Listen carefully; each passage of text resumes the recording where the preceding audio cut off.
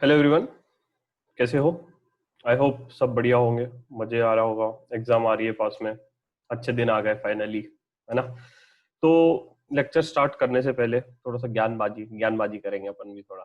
ठीक है, आईएसओ जैसे ज्ञानबाजी करेंगे।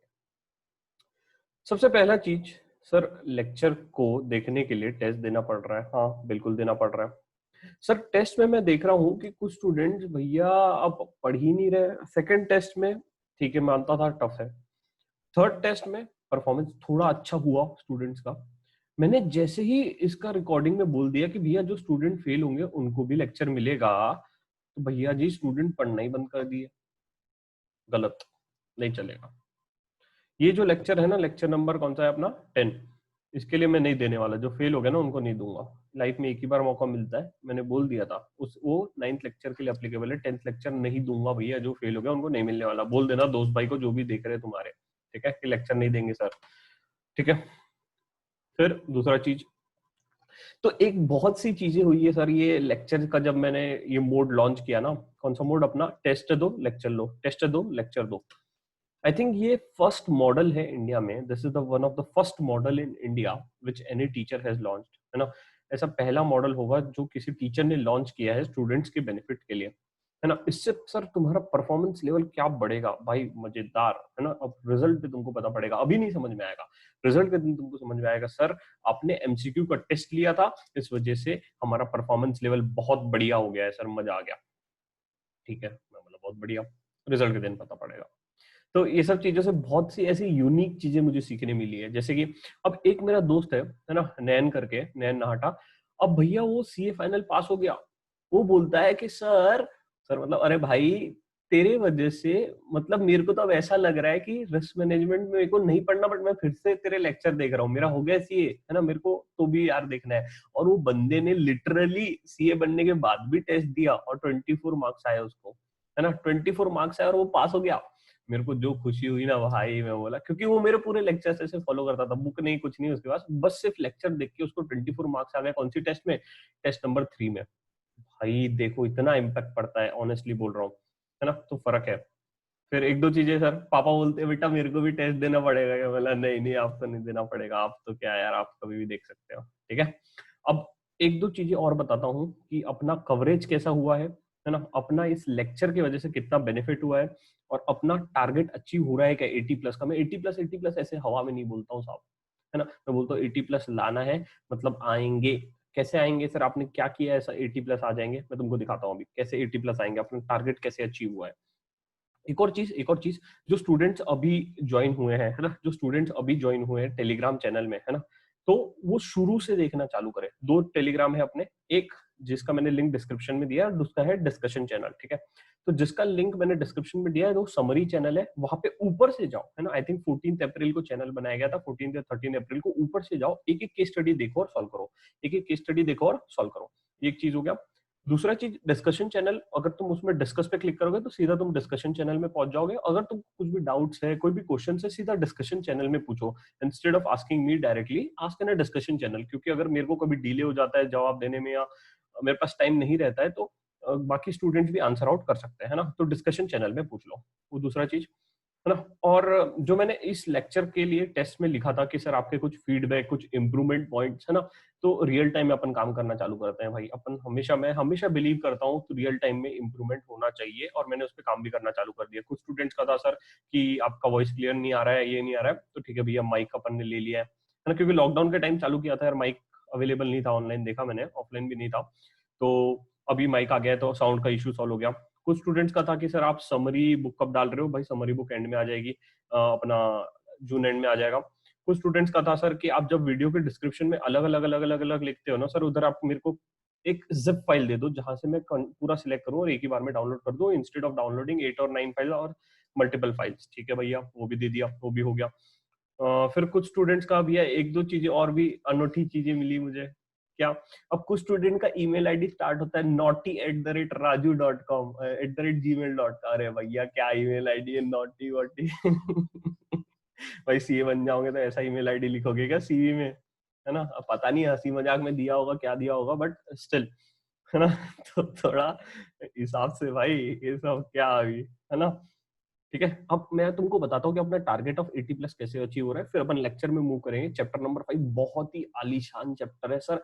इस चैप्टर से तुमको प्यार नहीं करा दिया ना, नाम बदल देना भाई। इस चैप्टर से प्यार नहीं कराया ना, आज तक तुमने कभी नॉर्मल डिस्ट्रीब्यूशन के बारे में नहीं समझा होगा, अपन समझाएंगे। ऐसा समझाऊंगा कि तुम बोलोगे भैया आज तक मैंने कितनी भी क्लास की हो, मेरे को नॉर्मल डिस्ट्रीब्यूशन आज समझ में आ रहा है होता क्या है ना। बहुत सही लेक्चर है, इज्जत से देखो, मजेदार देखो, और दोस्तों को बोलो साहब टेस्ट दोगे तभी मजा आएगा, है ना, टेस्ट दोगे तभी मजा आएगा। सर ऐसे लेक्चर नहीं देंगे, बोल देना उनको, ठीक है। और एक और बढ़िया चीज देखा मैंने कि हर एक स्टूडेंट ने, अभी तक के जितने भी स्टूडेंट्स ने दिया है, हर एक स्टूडेंट ने बोला कि सर के लेक्चर तो देखना ही है भाई, सर के लेक्चर 100% रिकमेंडेटरी है, देखो देखो देखो, है ना, हर एक बंदे ने बोला है। ठीक है, एक सेकेंड ना,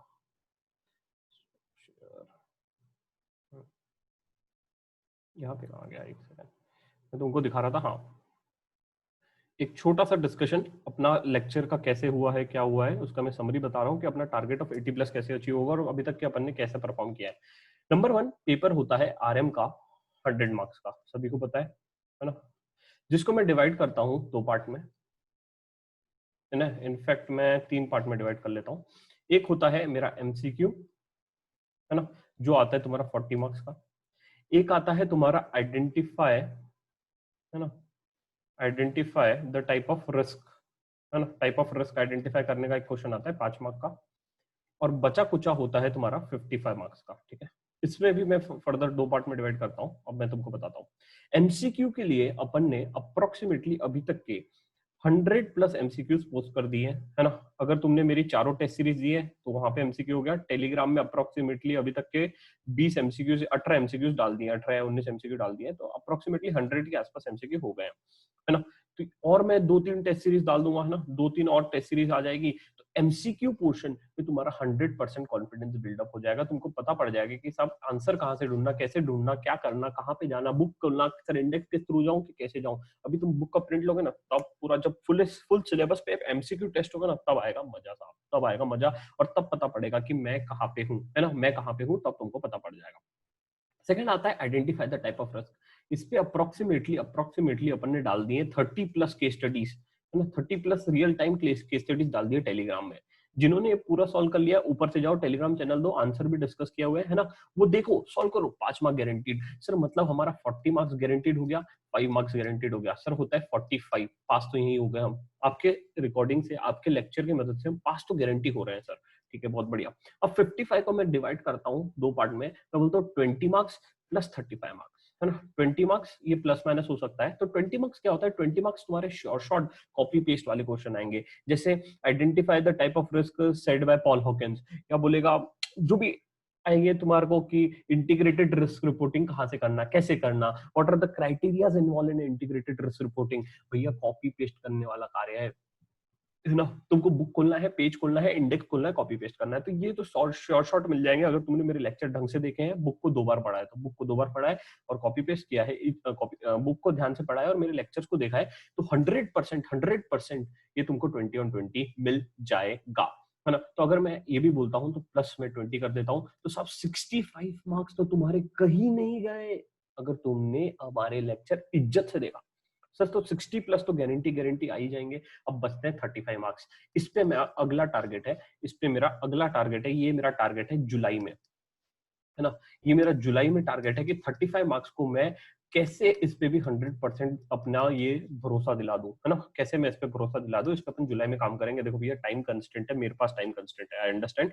और जो नवंबर वाले उनको तो भैया चांदी चांदी है हर जगह से, क्यों, देखो उनका तो 65 हो जाएगा, उनका 35 भी मैं कवर करवा दूंगा, प्लस उसके बाद ये लेक्चर्स होने के बाद एक अपनी आएगी एमसीक्यू बुक, है ना, एक आएगी एमसीक्यू बुक, है ना, जिसमें अप्रोक्सीमेटली 500 से 600 या 1000 एमसीक्यू, देखते हैं कितने डालेंगे, तो एमसीक्यू बुक लॉन्च होगी।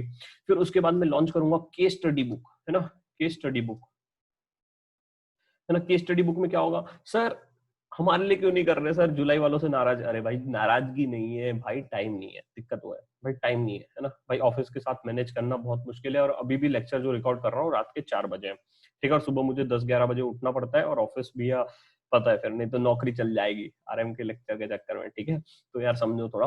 बट सॉरी जुलाई वालों को, बट नवंबर वालों को भैया मजा आ जाएगा। एमसीक्यू बुक आ जाएगी, केस स्टडी बुक आ जाएगी, 65 मार्क्स शॉर्ट है, 35 पे भी मार्क्स हो जाएगा, और अपना 80 प्लस का टारगेट तो कहीं नहीं गया। ठीक है, अब आते हैं सर लेक्चर पे। भूत ज्ञान दे दिए सर आपने, है ना। एक दो जन का उसमें फीडबैक में भी आया था, सर आपके लेक्चर में सर बीच बीच में बोर होता है। अरे बोर होता है तो अब ये शायरी वारी थोड़ी मारेंगे, एक आधी मार देंगे, चलो शायरी मार देंगे। तुम बोल रहे हो शायरी मार सकते हैं, शायरी आती है अपने को, बढ़िया। एक second, chapter number 5 risk model. अगर मैं चैप्टर को डिवाइड करूं तो चैप्टर इज डिवाइडेड इनटू, है ना, यहां से स्टार्ट करते हैं, पहले समरी बताता हूं चैप्टर का, फिर अपन जाएंगे डिटेल में।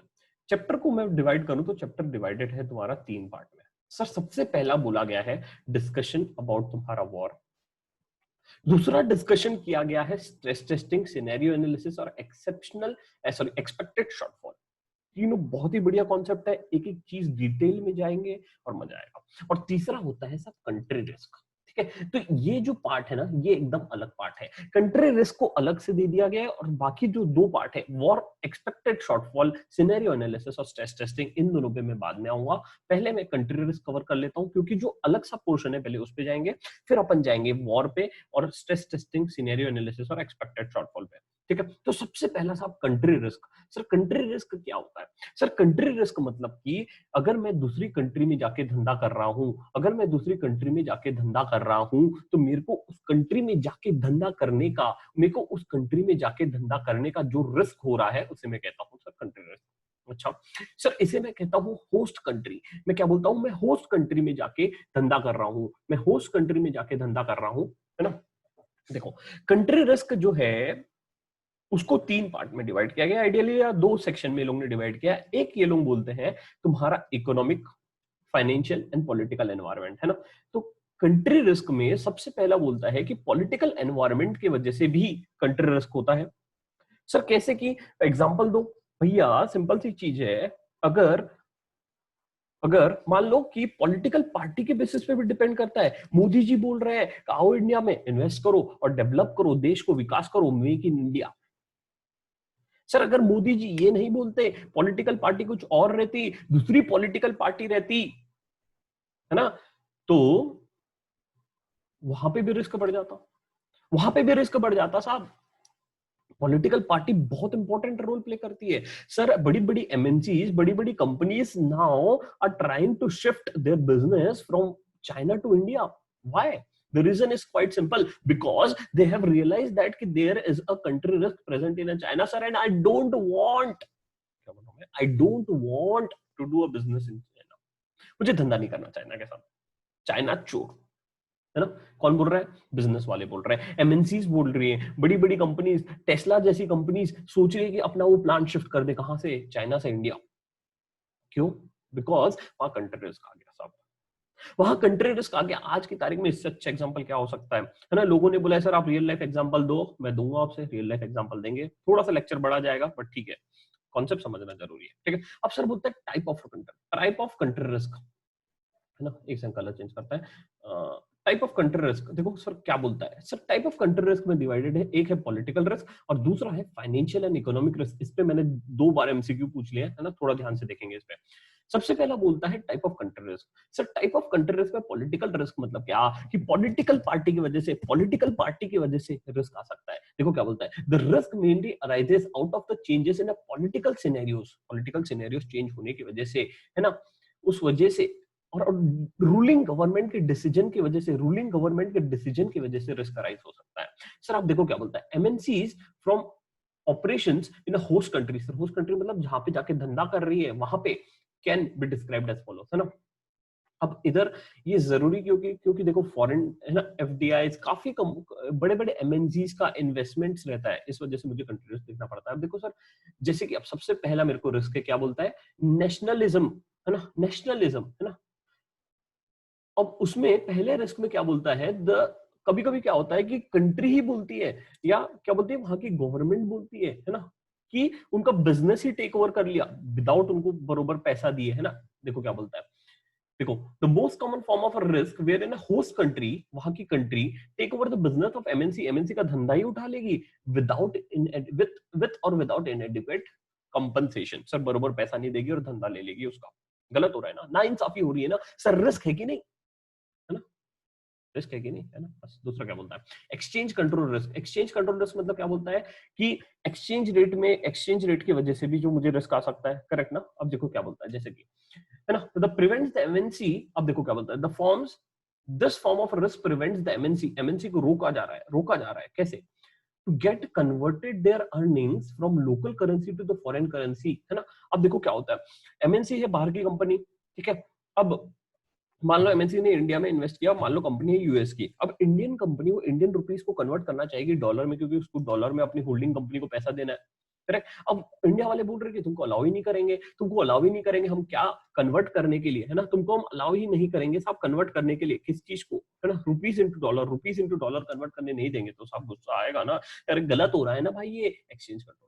तीसरा क्या बोलता है, taxes and regulation. Sir taxes and regulation मतलब क्या, कि अलग अलग रेगुलेटरी रिक्वायरमेंट्स है ना, रेगुलेशंस लगा दिए तुमने, बोले कि लोकल वर्कफोर्स को तुम हायर करने नहीं दोगे, है ना, तुमने, है ना, unanticipated increase in the tax rate applicable for MNCs foreign companies के लिए तुमने टैक्स रेट बढ़ा दिया, ऐसे ऐसे रेट लगा दिए, गलत है ना साहब, गलत हो रहा है ना। देखो क्या बोलता है, फिर क्या बोलता है, कंप्लायंसेस ऑफ स्ट्रिक्ट, है ना, stricter environmental laws. Sir local companies के लिए अलग, एमएनसीज के लिए अलग, गलत हो रहा है ना, गलत हो रहा है ना। तो ये सब चीजें, इस टाइप का रिस्क आ सकता है जब भी मैं, अगर कोई, अब अगर किसी भी एमएनसी को दूसरी कंट्री में जाके, किसी भी एमएनसी को दूसरी कंट्री में जाके अगर पैसा लगाना है, इन्वेस्टमेंट लगाना है, तो ये सब रिस्क का उसको ध्यान रखना पड़ेगा। तो एग्जाम में क्वेश्चन आ सकता है, what all risk the company should consider when the company is investing into an another country. Sir तुम बोलोगे ये तो बुक में था ही नहीं, अरे भाई बुक में है, कंट्री रिस्क में दिया हुआ है, ठीक है।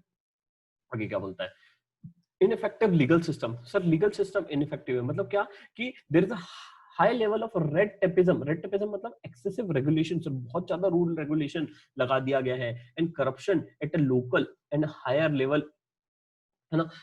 अब देखो सर, करप्शन है हर जगह पे, सर इनइफेक्टिव लीगल सिस्टम है, मैं केस लड़ने जाता हूं तो तुम्हारा केस डिले हो जाता है, तुम्हारा क्या बोलते हैं, हर जगह सर गांधी जी मांगा जाता है, गलत है ना, गलत है कि नहीं सर, ये सब रिस्क है कंपनी को।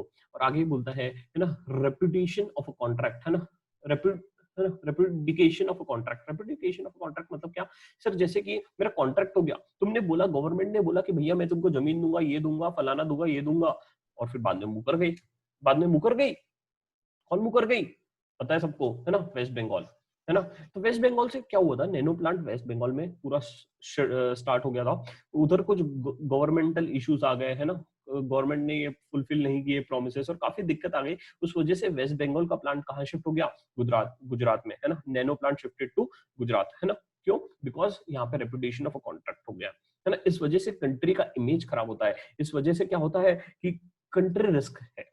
कंट्री रिस्क में भी अगर स्पेसिफिकली बोलूं तो कौन सा रिस्क है, पॉलिटिकल रिस्क है, ठीक है। तो यहाँ पे हमारा सबसे पहला टाइप खत्म होता है, पॉलिटिकल रिस्क, है ना, ये सब उसके टाइप्स दिए गए। और सेकंड आता है फाइनेंशियल एंड इकोनॉमिक रिस्क।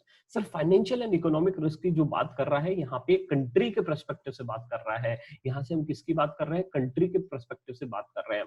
एक होता है क्या, सॉवरेन, है ना, sovereign risk. Sir sovereign risk मतलब क्या, सर गवर्नमेंट ने अपना बोरोइंग रिपे नहीं किया, गवर्नमेंट ने डिफॉल्ट कर दिया। सर बहुत बुरी चीज है, अगर गवर्नमेंट ने डिफॉल्ट कर देती है ना सर, तो उस पर भरोसा टूट जाता है, वहां पे फॉरेन इन्वेस्टमेंट्स आना रुक जाते हैं।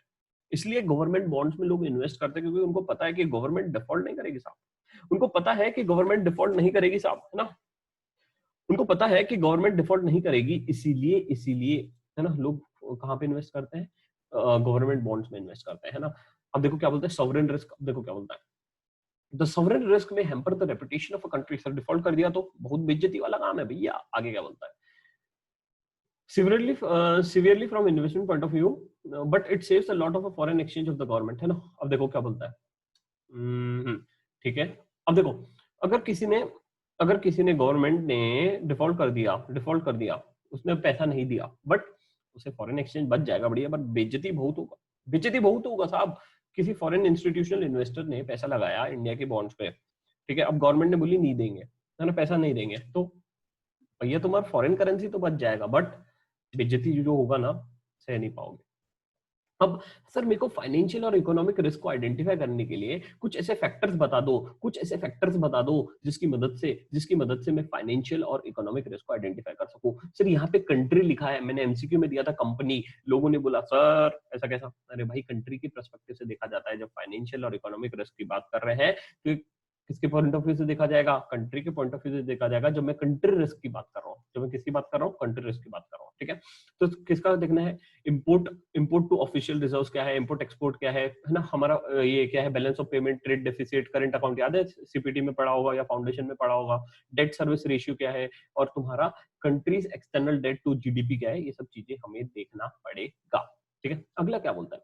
अगला बोलता है country risk management process.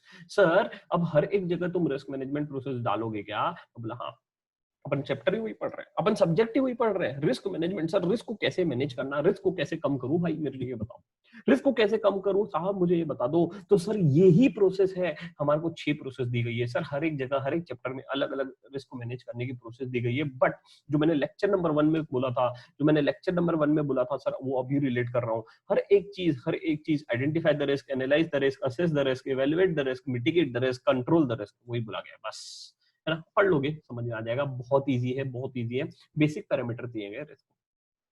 Sir अब अगला बोलता है country risk assessment tools. Sir risk को कैसे असेस करूं, सर रिस्क को कैसे पता करूं कि रिस्क कितना है, समझाओ मुझे भाई। रिस्क को कैसे असेस करूं कि समझाओ, तो 2 तकनीक है, एक है क्वालिटेटिव, एक है क्वांटिटेटिव। सर क्वांटिटेटिव मतलब सर समझ में आता है कि सर क्वांटिफाई कर दो, नंबर टर्म्स में बात करो सर। बट क्वालिटेटिव मतलब क्या? सर क्वालिटेटिव तरीका अगर मैं आज की तारीख में समझाऊं तो सबसे अच्छा तरीका है sir red zone, green zone, orange zone, है ना। Red zone, green zone, orange zone, sir पहले तो मुझे समझ में नहीं आता था रेड, ग्रीन, ऑरेंज, बट आजकल सर कोविड आने के बाद हर एक बच्चे को भी पूछता हूँ कि तुम्हारा जोन कौन सा है, तो red zone, green zone, orange zone. Sir इसकी बात मत करो सर, मेरे को डर लगता है सर, एग्जाम का मेरे को ध्यान में आता है, चलो बात नहीं करेंगे, बट ठीक है। इसको कहते हैं, क्या बोलते हैं, कलर कोडिंग, इसे कहते हैं कलर कोडिंग, ठीक है। ये क्वांटिटेटिव टूल है, ये क्वांटिटेटिव टूल है ना।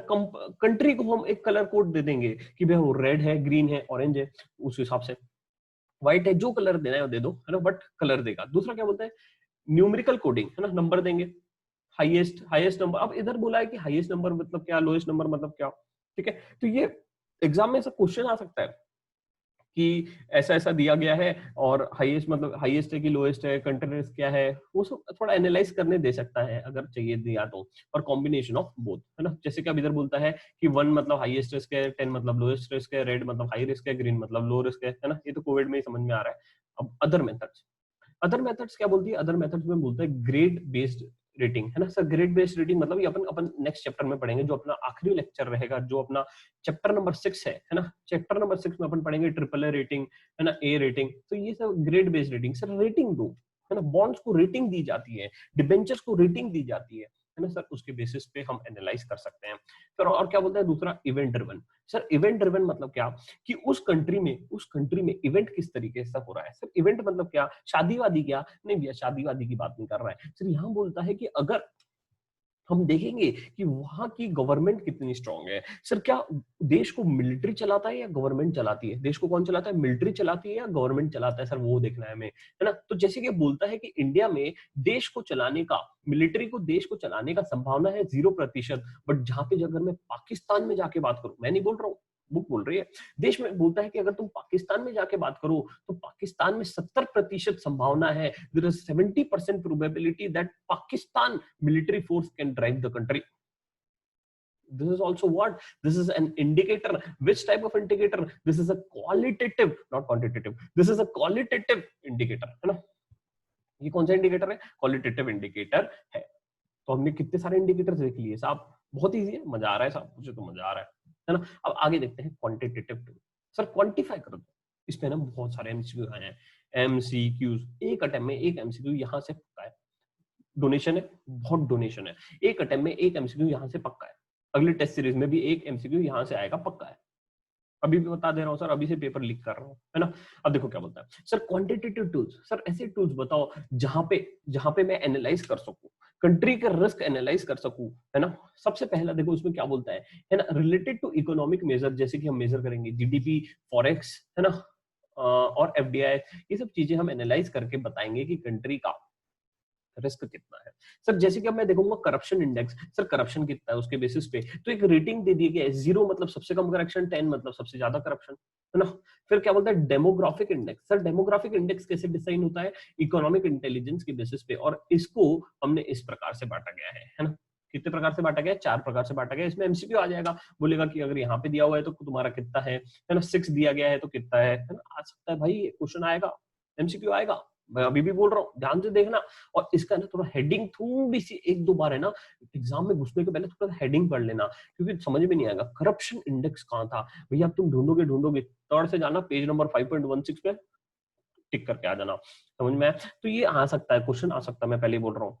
नहीं आएगा तो मेरी टेस्ट में तो आएगा ही आएगा, ठीक है। फिर क्या बोलता है ना, freedom of world. Freedom of world मतलब क्या कि फ्रीडम कैसा है ना, ऑन द बेसिस ऑफ, वही है अब देखो, conducted by the freedom house and provides the basis of political rights and, है ना, सिविल लिबर्टीज कैसी है ना, वही उस चीज के बारे में बोला गया कि फ्रीडम क्या है। इस पे बहुत सारे एमसीक्यू पूछा गया है। गिनी गिनी गिनी गिनी कोएफिशिएंट, गिनी कोएफिशिएंट मतलब क्या कि इट टेल्स तुम्हारा पैरिटी बिटवीन और most popular index between rich and poor, है ना, रिच एंड पुअर के इनकम के बीच में ये बहुत सारा बताता है गिनी इंडेक्स, है ना। तो जहाँ पे तुम्हारा 0 to 1 लाई करता है, 0 indicates the total equality and 1 indicates the inequality, बस वो ये बहुत सिंपल है। अब इसको क्या समझाना भैया, 0 है तो ये तो है भैया, इंडिकेटर बनाएगा, ग्लोबल इंडिकेटर बनाएगा, खत्म, कॉपी पेस्ट, है ना। वैसे अब क्या बोलता है ग्लोबल पीस इंडेक्स कितनी शांति है ना। और आगे क्या बोलता है ह्यूमन डेवलपमेंट इंडेक्स कितना विकास हो रहा है। अब विकास किस किस की चीजों के बेसिस पे देखा जा सकता है ना, एजुकेशन कितना है, लिटरेसी कितना है, स्कूलिंग कितना है, इनकम कितना है, लाइफ एक्सपेक्टेंसी कितना है, स्टैंडर्ड ऑफ लिविंग कितना है, ये सब चीजों के बेसिस पे दिया गया है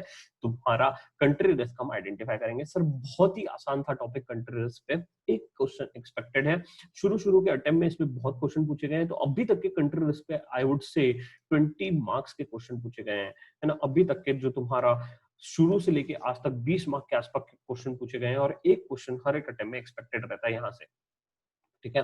सर तुम तो एकदम ऐसा कॉन्फिडेंस बूस्ट कर रहे हो, मैं भाई अब एग्जाम का टाइम है, थोड़ा कॉन्फिडेंस लेवल बूस्ट करना पड़ेगा। अब आते हैं सर हमारा थोड़ा सा प्रैक्टिकल टॉपिक पे, मजेदार, आए हाय हाय। सर आपने बोला था शुरू के लेक्चर में कि आप हमको क्या समझाओगे, नॉर्मल डिस्ट्रीब्यूशन समझाओगे। सर ऐसा समझाओगे कि आज तक सर किसी ने नहीं समझाया, ऐसा क्या समझाने वाले हो, रियल लाइफ। अभी तक के तुमको मैंने काफी जगह बताया हुआ है कि नॉर्मल डिस्ट्रीब्यूशन हर आदमी बोलता है, एसएफएम पढ़ लिए, सर आज तक किसी ने दिखाया नहीं नॉर्मल डिस्ट्रीब्यूशन कैसे बनता, कहां से आया भाई नॉर्मल डिस्ट्रीब्यूशन, समझा दो साहब, ठीक है, समझा दो, एक सेकंड, है ना। तो एक सेकंड, कहां गया, हाँ, अरे भाई आजा, यस, बहुत बढ़िया। सर ये ग्राफ आया कहां से, पहले तो ये बताओ। ये जो ग्राफ है ना, ये जो ग्राफ है, ये टेस्ट का परफॉर्मेंस है स्टूडेंट का। सर कौन सी टेस्ट का, सर टेस्ट नंबर 1 का। सर टेस्ट नंबर 1 का क्यों लिया भैया, क्योंकि टेस्ट नंबर 1 अप्रोक्सीमेटली 2, अरे भाई, है ना, 250 प्लस लोगों ने दे दिए हैं, है ना, 250 प्लस लोगों ने दे दिए हैं, है ना, 250 plus people have given the test number 1, और डेटा थोड़ा मैच्योर हो गया है, इसलिए मैंने टेस्ट नंबर 1 का डेटा दे दिया। सर ये नॉर्मल डिस्ट्रीब्यूशन है क्या, थोड़ा ड्राइंग एक से, है ना, तो ये नॉर्मल डिस्ट्रीब्यूशन दिख रहा है सर मुझे तो, है ना, नॉर्मल डिस्ट्रीब्यूशन है क्या, हाँ नॉर्मल डिस्ट्रीब्यूशन है।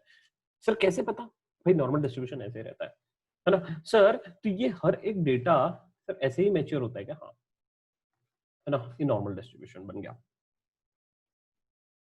एवरेज परफॉर्मेंस इधर ही रहेगा, लोएस्ट परफॉर्मेंस कम रहेंगे, हाईएस्ट परफॉर्मेंस कम रहेगा, भाई प्रूवन फैक्ट है, मैंने नहीं किया तुम लोग ने किया है, तुम्हारा ही रिजल्ट है। सर ऐसे बनता है नॉर्मल डिस्ट्रीब्यूशन, हाँ नॉर्मल डिस्ट्रीब्यूशन ऐसे ही बनता है, खत्म। सर ये तो हमने सोचा ही नहीं कभी टेस्ट का रिजल्ट में भी नॉर्मल डिस्ट्रीब्यूशन बनेगा। सर आज समझ में आया नॉर्मल डिस्ट्रीब्यूशन क्या होता है, समझ में आया ना। अब इस पे भैया आप इतना एनालिसिस करेंगे, वॉर समझेंगे। देखो वॉर के क्वेश्चन थोड़ा डिटेल में नहीं ले सकता हूँ, एसएफएम का भी और ये सब भी थोड़ा कंस्टेंट है, उसका भी कुछ तो भी जुगाड़ किया हूँ, देखते हैं जुगाड़ काम आता है कि नहीं। बट अभी नॉर्मल डिस्ट्रीब्यूशन अपन थोड़ा सा समझाएंगे, वॉर पे जाएंगे, थोड़ा प्रैक्टिकल स्टफ लेंगे, अब आएगा मजा, ठीक है। अब आते हैं सर हमारा चैप्टर पे, अब असली चैप्टर चालू हो रहा है। अगर मैं बात करूं सर, अगर मैं बात करूं कि कंपनी को कितना नुकसान होगा नॉर्मल सर्कमस्टेंसेस पे, सर नॉर्मली मुझे कितना नुकसान होगा, सर मुझे समझा दो पहले, मैं बोला समझ लो। मैं बोला कि अगर क्या, कि अगर मान लो सर एक बंदे के पास, मेरे पास है सर 1 करोड़ रुपए, है नहीं बट बोल रहा हूं, है ना, मेरे पास है सर 1 करोड़ रुपए। इस 1 करोड़ को आप सर ऐसा पोर्टफोलियो में इन्वेस्ट करो ताकि मुझे मिले रिटर्न, मुझे कमाना है सर पैसा। कॉन्सेप्ट समझा रहा हूं, वॉर का इज्जत से समझो, पहले बोल रहा हूं, है ना। सर मुझे 1 करोड़ रुपए चाहिए, मुझे सर पैसा कमाना है ना। आप इन्वेस्ट कर दो, कहां पे इन्वेस्ट करो? पोर्टफोलियो में इन्वेस्ट करो। Portfolio is what? Collection of multiple stocks, shares, उसे हम कहते हैं पोर्टफोलियो, ठीक है। आगे हर एक चीज रिलेट होगी, पोर्टफोलियो क्या होता है, कैसे आता है, वो सब हर एक चीज रिलेट होगी, तो इज्जत से सुनो। सर अब मेरे को पोर्टफोलियो में इन्वेस्ट करना है, कई जगह इन्वेस्ट करना है। मैं बोला हाँ करना है, ठीक है। अब सर मुझे चाहिए रिटर्न, मुझे कमाना है सर पैसा, मुझे कमाना है। गांधी जी, सर ये सब फालतू चीजें मत बताओ, गांधी जी कितना मिलेगा, कितना कमा के दोगे वो बताओ। मैंने बोला कि तुम्हें 95% संभावना है, पॉसिबिलिटी है कि तुम्हें नुकसान होगा, कितना? 15,000 का, ठीक है। क्या बोल रहा हूं सर? तुम्हारे लिए, तुम्हारे पोर्टफोलियो के लिए 95% संभावना है कि नुकसान होगा 15,000 का। मैं बोला ठीक है। मैं बोला 5% केसेस में क्या होगा भाई ये बता दे, भाई 5% केसेस में क्या होगा ये बता दे। मैं बोला नहीं पता। मैं बोला नहीं पता सर, मतलब ही अगर मैं ऐसे ग्राफ बनाऊं, है ना, और मैं इसको नॉर्मल डिस्ट्रीब्यूशन, अरे यार, है ना, नॉर्मल डिस्ट्रीब्यूशन बनाऊं, एक से ना, सॉरी यार, मान लो यार नॉर्मल डिस्ट्रीब्यूशन है, अभी थोड़ा ड्राइंग अवॉइड करो, है ना। तो ये नॉर्मल डिस्ट्रीब्यूशन है, यहाँ पे मैं इसको काट रहा हूँ, तो ये है मेरा 5% पे। अरे यार अपने पास बना हुआ है ना, वही समझाता है, इजी रहेगा। देखो, तो मैंने बांटा इसको। मैं बोला कि मेरे को सर 5% संभावना है, 5% पॉसिबिलिटी है कि कितना लॉस होगा मेरे को, 15,000 का, है ना, 15K का लॉस होगा सर। बट अगर मेरे को बताओ, है ना, what is a loss under a normal circumstances, normal circumstances में मैं बोला 95% कॉन्फिडेंस लेवल पे मैं बोलता हूँ सर, 95% कॉन्फिडेंट हूँ कि तुम्हारे को लॉस होगा कितना, 15,000। मैं बोला 5% सिचुएशन ऐसा बता दे भाई कि भैया कितना ज्यादा से ज्यादा नुकसान होगा। मैं बोला नहीं पता, ज्यादा से ज्यादा कितना नुकसान होगा वो नहीं पता, मतलब ही मैं बात कर रहा हूँ वॉर की। वॉर के, मतलब वॉर को जानने के पहले उसके 2-3 गुण जानो। सबसे पहला गुण, वो हमेशा लॉस के लिए जाएगा, वो हमेशा लॉस की बात करेगा कि भैया इतने % नुकसान पे, ठीक है। बट ये कभी नहीं बताएगा, कभी नहीं बताएगा कि अगर वो टेल सिचुएशन में गया। सर ये वॉर जो है हमेशा वन साइडेड टेल रहता है, एक साइड उसकी पूछी है, पूछी एक साइड ही दिख रही है ना, लेफ्ट साइड ही दिख रही है ना उसकी, है ना। तो ये जो वॉर जो है हमेशा वन टेल है। सर ये हमेशा बोलेगा कि भैया 5% सिचुएशन में, सर 5% सिचुएशन में मेरे को कितना लॉस हो सकता है, बट ये एक्सट्रीम के बारे में नहीं बताएगा, एक्सट्रीम के बारे में नहीं बताएगा, ठीक है। वॉर की बात हो गई। अब एक और चीज सर बहुत बढ़िया मैं समझाता हूं। वॉर जो है हमेशा 2 फैक्टर से रिलेटेड है, हमेशा 2 फैक्टर की बात करेगा। एक बात करेगा होल्डिंग पीरियड का और एक है कॉन्फिडेंस लेवल का। सर कॉन्फिडेंस लेवल मतलब भरोसा, सर कॉन्फिडेंस लेवल मतलब भरोसा। सर जैसे जैसे भरोसा बढ़ेगा वैसे वैसे तुम्हारा रिस्क बढ़ेगा, जैसे जैसे तुम्हारा भरोसा बढ़ेगा वैसे वैसे मेरा रिस्क बढ़ेगा। और वैसे ही इसलिए मैं क्या करता हूं कि उस अमाउंट को, वॉर का अमाउंट जो है बढ़ते जाएगा। जैसे जैसे कॉन्फिडेंस लेवल बढ़ेगा वैसे वैसे सर वॉर का अमाउंट बढ़ेगा। सर एक एग्जांपल दो। तो बोले एग्जांपल ये देखो सर, एग्जांपल ये है, सिंपल सा एग्जांपल लेता हूं कि अगर मैं तुमको पूछता हूं, है ना, इसको वॉर से रिलेट समझाने के लिए, अगर मैं बोलता हूं कि 95% कॉन्फिडेंस लेवल पे बताओ कि तुमको आरएम में कितने मार्क्स आएंगे। सर मैं बोलता हूं 95% कॉन्फिडेंस लेवल पे मैं बोलता हूं कि सर मेरे को 80+ मार्क्स आएंगे। तो बोला भाई 99% पे बता। सर मैं बोलता हूँ 95% कॉन्फिडेंस लेवल पे मेरे को पता है सर, 95% संभावना है कि मेरे को 80+ आएंगे। मैं बोला ठीक है।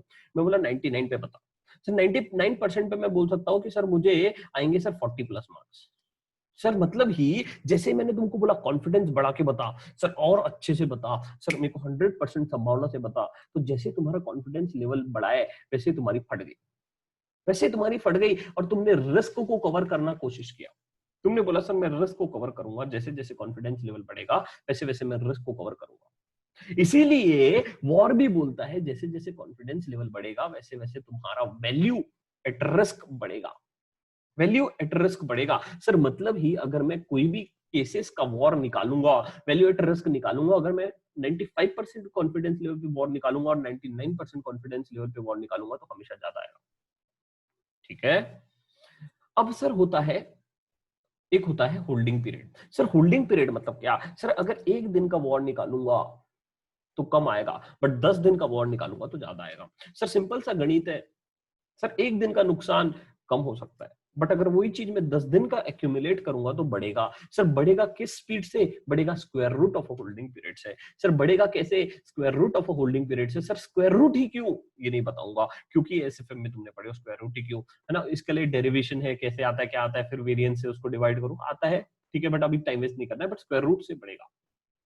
सर मतलब ही अगर मेरे को एक दिन का वॉर दिया गया है और 10 दिन पे जाना है, एक दिन का वॉर दिया गया है उसको मुझे 10 दिन पे ले जाना है, तो मैं under root of square root से मल्टीप्लाई करूंगा कि हाँ सर, जैसे कि एग्जांपल मैं देता हूँ, इस एग्जांपल में ऐसे क्वेश्चन सॉल्व करो, पहले बोल रहा हूँ, अगर मेरे को 10 डे वॉर दिया गया है, सॉरी 1 डे वॉर दिया गया है 10,000, डेली वॉर दिया गया है 10,000, तो अगर मेरे को 10 दिन का वॉर निकालना है तो मैं अंडर रूट ऑफ 10 से मल्टीप्लाई करूंगा और ये आंसर आएगा, है ना, अंडर रूट ऑफ 10 से मल्टीप्लाई करूंगा और ये आंसर आएगा।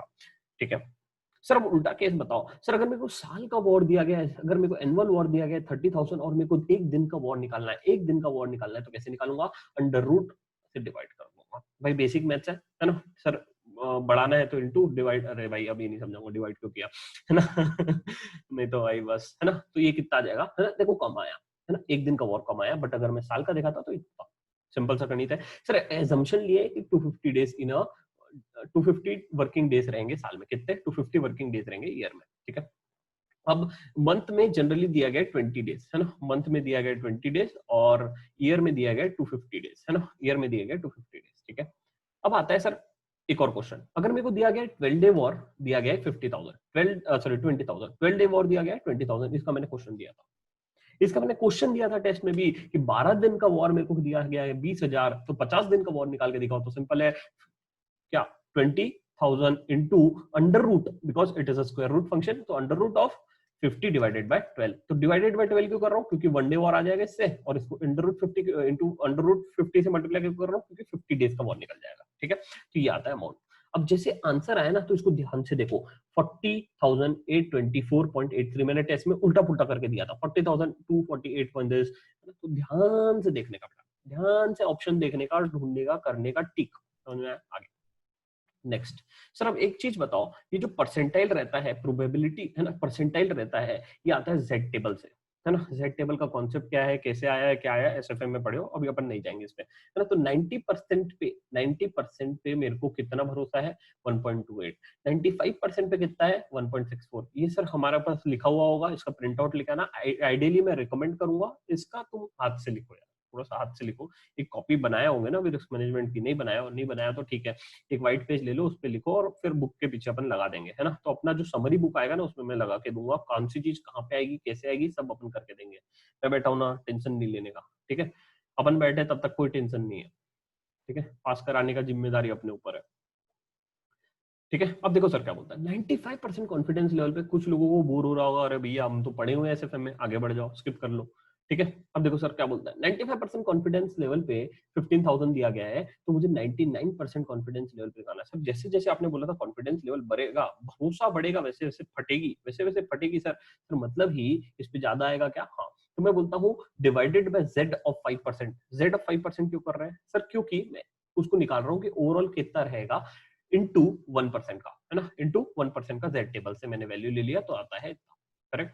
तो जैसे जैसे मेरा कॉन्फिडेंस लेवल बढ़ेगा, वैसे वैसे मेरा वॉर बढ़ेगा, करेक्ट। ठीक है। अब वॉर को फर्दर डिवाइड किया गया है दो पार्ट में, है ना। मैंने बोला था हमेशा फ्यूचर इवेंट के लिए कैलकुलेट होता है, वॉर हमेशा किसके लिए? फ्यूचर इवेंट के लिए। सर आगे क्या होगा मुझे बताओ, है ना, आगे क्या होगा ये बताओ। सर तो वॉर जो है हमेशा फ्यूचर इवेंट के लिए कैलकुलेट होता है। अब देखो वॉर, या तो क्वेश्चन आएगा एक सिंगल एसेट के लिए निकालो, या तो आएगा एक पोर्टफोलियो के लिए निकालो। ठीक है, या तो एक पोर्टफोलियो के लिए निकालो। सर तो पोर्टफोलियो के लिए कैसे निकालना, ऊपर मैंने बता दिया, है ना। तो ऐसे पोर्टफोलियो दिया रहेगा कि इतना तुम्हारे को ये दिया गया है ना, और यहाँ पे एक नीचे भी क्वेश्चन ले लूंगा तो उसमें बता देगा, है ना। तो पोर्टफोलियो लेवल पे निकालो या तो सिंगल लेवल पे निकालो, सिंगल असेट के लिए निकालो, एक असेट के लिए। ठीक है। तो अब इसको निकालने के लिए दो प्रकार है, एक होता है डेल्टा नॉर्मल मेथड, है ना, एक होता है डेल्टा नॉर्मल मेथड और दूसरा है फुल रिवॉल्यूशन मेथड। कौन सी मेथड है? दो मेथड है, एक है डेल्टा नॉर्मल, एक है फुल रिवॉल्यूशन।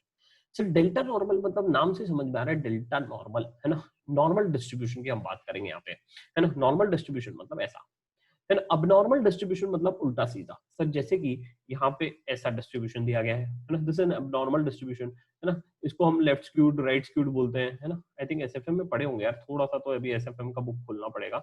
अब जिन्होंने सिर्फ सेकंड ग्रुप दे रहे हैं उनके लिए मैं बोल दूंगा, है ना, उनके लिए लेक्चर्स ट्राई कर रहा हूँ आ जाए, है ना, ट्राई कर रहा हूँ आ जाए। 100% श्योर नहीं हूँ, बट जो 3 चैप्टर्स दिए गए ना एक बार देख लेना यार प्लीज, है ना। तो राइट स्क्यूड लेफ्ट स्क्यूड, है ना, तो ये आ जाता है। फिर अब इसमें मैं क्या बोल रहा था, इसमें मैं तुमको बता रहा था कि नॉर्मल डिस्ट्रीब्यूशन में, डेल्टा नॉर्मल मेथड में, अब जनरली बुक में क्या दिया गया है कि अज्यूम करो क्या, कि तुम्हारा म्यू, म्यू मतलब मीन, मीन है तुम्हारा 0, है ना, मीन है तुम्हारा 0, जनरली अज्यूम करने बोला है। तो जनरली वॉर का फॉर्मूला होता है, war is nothing but what, है ना, mu minus Z into H D, है ना, Z into standard deviation. Z को बहुत लोग जी भी बोलते हैं, है ना, जो जेड टेबल है, जी, है ना, इसको जेड बोलना, जी बोलना, जो भी बोलना है बोलो, ठीक है। तो म्यू यहाँ पे क्या हो गया तुम्हारा 0, है ना, minus Z into H D standard deviation. अब क्वेश्चन में एक अटेम्प्ट में, आई थिंक ये था मई में था या पहले था, नवंबर 18 में आया था कि स्टैंडर्ड डेविएशन निकालो, स्टैंडर्ड डेविएशन निकालो। भैया एसएफएम में पढ़ा है ना, उस पर भी थोड़ा एक दो डालूंगा क्वेश्चन, तो वो भी पेपर सॉल्व कर लेना, है ना। तो मीन कैसे निकालना भाई बच्चे को आता है ना।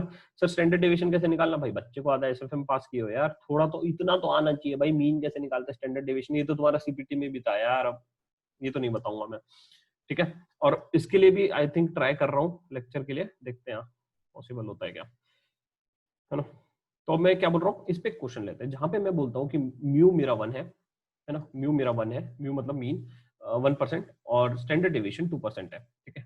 तो अब मेरे को पता है Z Z it confidence level of 95%, है ना। तो यहाँ पे मेरा जेड आ गया 1.65, एस डी इज मेरा स्टैंडर्ड डेविएशन 2% था और मीन था मेरा 1%, है ना। तो जहाँ पे मैंने निकाला नेगेटिव 2.3, यहाँ पे परसेंटेज है ना, तो परसेंटेज से उसको, परसेंटेज को वो मत कर देना कैलकुलेटर में, तो करोगे 1.65 इंटू टू, है ना, -1 करोगे तो 2.3% आएगा।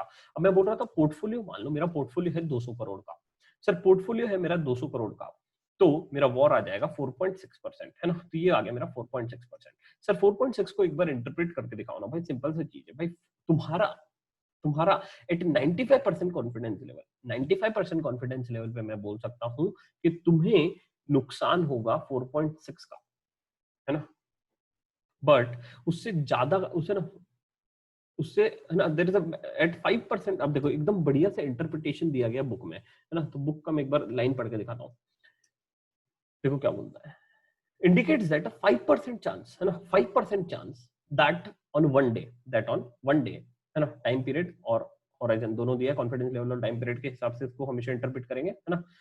that on one day, है ना, 5% chance the portfolio will experience a loss, है ना, portfolio will experience a loss of कितना 4.6 CR or more, है ना।